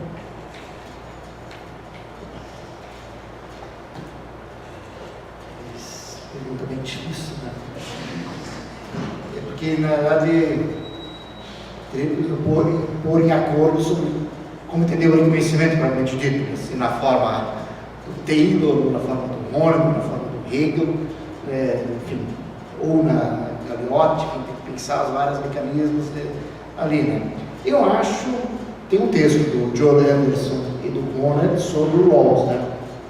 Sobre a vulnerabilidade, a autonomia, etc., né? Dizendo, fazendo elogio ao Rawls, inclusive, talvez porque foi escrito para os Estados Unidos, né? Então tem mais elogios, né, do que críticas. Mas dizendo que o Rawls teria recursos muito bons, né, para lidar com esse problema das vulnerabilidades da autonomia, né? Que o Rawls teria de fato pensado em condições materiais e institucionais da autonomia. Ele está pensando na autonomia nessa chave da reconhecimento, a autonomia alcançar a partir das relações de reconhecimento entre as cinco pessoas e tal. Só que o Rawls teria negligenciado ou não teria dado muita atenção para as dimensões internas da autonomia, né? Quer dizer, dimensões que fazem que você possa de fato agir autonomamente. Eu só ajo de forma autônoma se eu sou reconhecido como tal. E o Horn vai dizer, uma dependência estrutural do exercício da autonomia das relações de reconhecimento. Ele diz, o Rawls poderia ter ido para, mas não foi. Nós vamos sanar esse problema analisando as várias relações, autorrelações que as pessoas vão tendo, na medida que elas vão se engajando em diferentes relações de reconhecimento. Elas, nas relações familiares, alcançam a confiança, nas relações jurídicas, o autorrespeito, nas relações do mundo do trabalho, a autoestima, né? Tal. Não acho que dá para pensar isso, dá para solucionar esse problema da dimensão interna da autonomia com essas noções rawlsianas de Autorrespeito e autoestima, que são usados de forma intercambiável. Eu acho que o Rawls pensa como as instituições geram isso nos indivíduos, sem precisar comprar uma teoria muito forte de formação da identidade. E é isso que o Rawls está dizendo, olha, eu preciso ter uma teoria da autorrelação prática consigo mesmo, estilo a la psicanálise ronetiana e tal, né? Eu não poderia pensar esses fenômenos também numa estrutura de intersubjetividade sem usar necessariamente psicanálise. Então acho que aí eu acho que a gente talvez pudesse economizar em termos de explicação, né? Explicar esse termo de uma psicologia moral do Rawls, né? Como é que se gera a ideia de autorrespeito? Eu acho que há um diálogo interessante ali, né? Porque o grande problema que eu vejo acho que os dois problemas, redistribuição e reconhecimento, estão na base da teoria do Rawls. Depois, o Habermas também, na teoria da ação comunicativa, claramente diz que os novos movimentos sociais que estão surgindo nos anos 60 e 70 são movimentos sociais em torno das gramáticas da forma de vida, não só de distribuição. E Fraser e Hohnecker aplicam isso, porque surgiu uma nova teoria do reconhecimento, que era muito mais a teoria do reconhecimento cultural, dos comunitaristas, que eles acham que vai dar errado, né? Que acaba injeção de uma certa noção de identidade. Né? Então eu acho que dá para pensar isso, mas aí tem que ir um pouco além do Rawls, né? Pensar mais a formação da ideia, explorar melhor nos textos, talvez a ideia de como é que, afinal de contas, o que é o autorrespeito, né? Quais são suas bases sociais de fato efetivas. Né? Eu acho que tem ali uma possibilidade de evitar certos becos sem saída da discussão do reconhecimento. Nesse debate, Fraser e Hohnecker, claramente eu estou do lado da Fraser, né? Digamos que é mais, porque a Fraser tem uma ideia mais sociológica da dinâmica dos conflitos, e a ideia de paridade de participação emerge dos conflitos efetivos. Né? Paridade de participação da distribuição, no reconhecimento e na política, né? De várias formas. Eu não compro, digamos, os ônus que uma teoria do ação humana compra, ou você vai para a antropologia filosófica, ou para essa ideia da teoria da identidade, isso dá, eu acho, problemas. Né? No feminismo, eu acho que aí é mais. Aí tem outra. Tem que ver qual é exatamente a crítica do feminismo, né? Feita ao Rawls. Né? Eu acho que a crítica comum, uma crítica forte, é que o Rawls teria de antemão decidido que é uma questão política fundamental e que não são questões políticas fundamentais. Né? E o Rawls teria meio que fechado, teria uma visão meio estanque do que é uma razão pública e as várias razões não públicas, o que é uma identidade pública e as várias identidades não públicas. Isso, e a Susan Oken faz críticas inclusive ao Habermas, né, dizendo, olha, na verdade, temos que tornar isso mais poroso. Né? Eu acho que só temos a ganhar com esse tipo de debate. Né?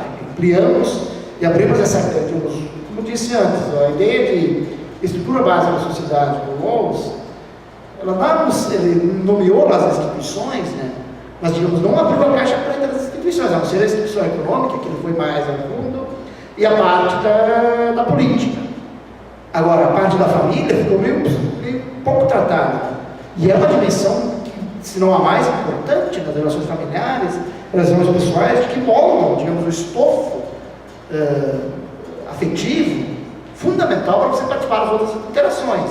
Quando as coisas dão errado ali, né, na primeira socialização, né, provavelmente é muito difícil consertar depois. É meio aristotélico, né, o caráter vai se formando ali, depois você não tem mais condição, você vai quebrando, né? Então é um pouco. Eu acho que ali, eu distinguiria dois níveis da análise. Né? Do ponto de vista normativo, eu não teria muitos problemas em ir adiante com o Rawls. Eu acho que peca, digamos, do ponto de vista da teoria da sociedade. É que o Rawls não tem uma teoria sociológica bem enriquecida. Né? As circunstâncias da justiça citam mil, né? Mas teria que explicitar melhor isso, qual é a dinâmica dos conflitos. Né? Aí falta, de fato, referenciais teóricos. Eu acho que Habermas, essa tradição da teoria crítica, se preocupando melhor em mostrar como é que surge o problema da justiça. Quais são os tipos de conflitos, quais são, de fato, as arbitrariedades, né? E as arbitrariedades de gênero tem que ser melhor explicitado por uma visão sociológica. Né? Do ponto de vista normativo, eu não teria muito problema em perceber, olha, de fato, a ideia é que as pessoas sejam autônomas e se autorrealizem. Eu não acho que seja um padrão masculino ou etnocêntrico, né? Eu acho que isso é descrito com uma espécie de razão prática. Né? Eu acho que esse é o nosso ideal, né? Que as pessoas possam participar das várias relações sociais como pessoas autônomas, capazes de formar seu próprio juízo, moldar seus planos de vida, e assim por diante. O problema é que quais são as instituições, né? Os arranjos institucionais que fazem isso. E aí, claro, tem um diagnóstico mais apurado da injustiça. Tem uma gramática do sentimento de injustiça, de humilhação, e de fato o Rawls não tem os sensores adequados para isso. Isso acho que, e aí a literatura feminista tende a aguçar essa sensibilidade para isso. Assim também que eu interpreto as críticas. A Aresiano, por exemplo, faz a teoria da ação comunicativa do Habermas, né? Para mostrar, olha, na verdade é uma crítica mais das nossas instituições e menos das intuições do uso público da razão. Eles dizem assim, há uma visão meio estanque entre família, entre relações privadas e relações públicas, né? Esfera pública, isso tem que ser fluidificado, né? Senão a gente não desenvolve sensores adequados para a percepção de injustiças que estão, digamos, na esfera privada, né? E se perpetuam ali, né? Eu acho que aí tem que é a mesma coisa da inclusão do outro. Do ponto de vista normativo, nós sabemos o que temos que fazer, né? Mas do ponto de vista prático, o problema se põe, né? Qual é esse outro que vem, como é que se inclui, não incorpora, né? Inclui ele na sua alteridade, o que significa isso do ponto de vista prático. Nesse ponto, eu acho que toda a literatura mais sociológica, a literatura da sociedade, tenderia a tornar mais plausível isso, né? mais claro a utopia realista do Rawls, né? Ela está mais utópica do que realista. Poderia pensar dessa maneira, né? Enriquecimento nesse sentido. Então, para minha posição sobre esse assunto, eu não veria isso como paradigmas concorrentes, né? Mas como paradigmas complementares. Por isso dá para fazer uma leitura, como eu tentei fazer aqui, leitura comunitarista do Rawls, dizendo, afinal de contas, o Rawls é Hegel, democraticamente pensado. Né? Quer dizer, é o espírito objetivo. Quer dizer, pensar as várias instâncias de mediação. Só que está escrito em todas elas, o Rawls escreve a ideia da democracia. Em todos os momentos. Né? A ideia de autonomia, você tem que ser autônomo em todos esses momentos.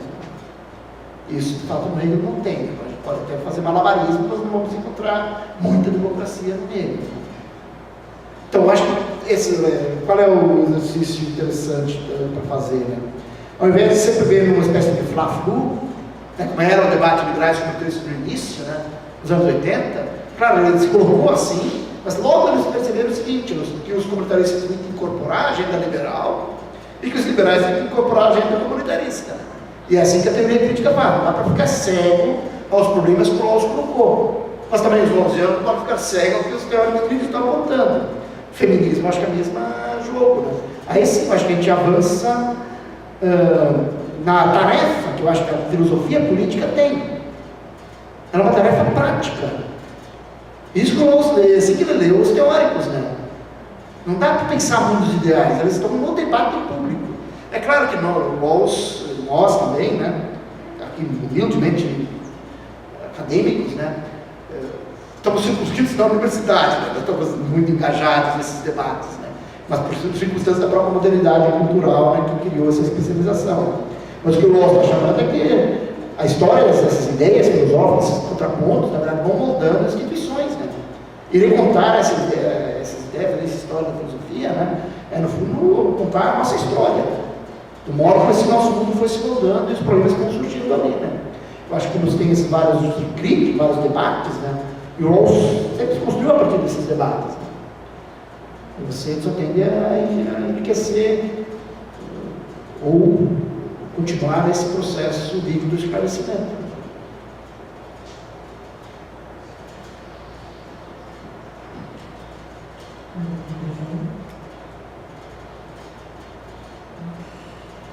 Agradeço pela conferência e até semana que vem com a conferência da Polícia do Poder de Foucault com a professora Carolina Neto. Obrigada mais uma vez. Eu que agradeço a paciência de vocês.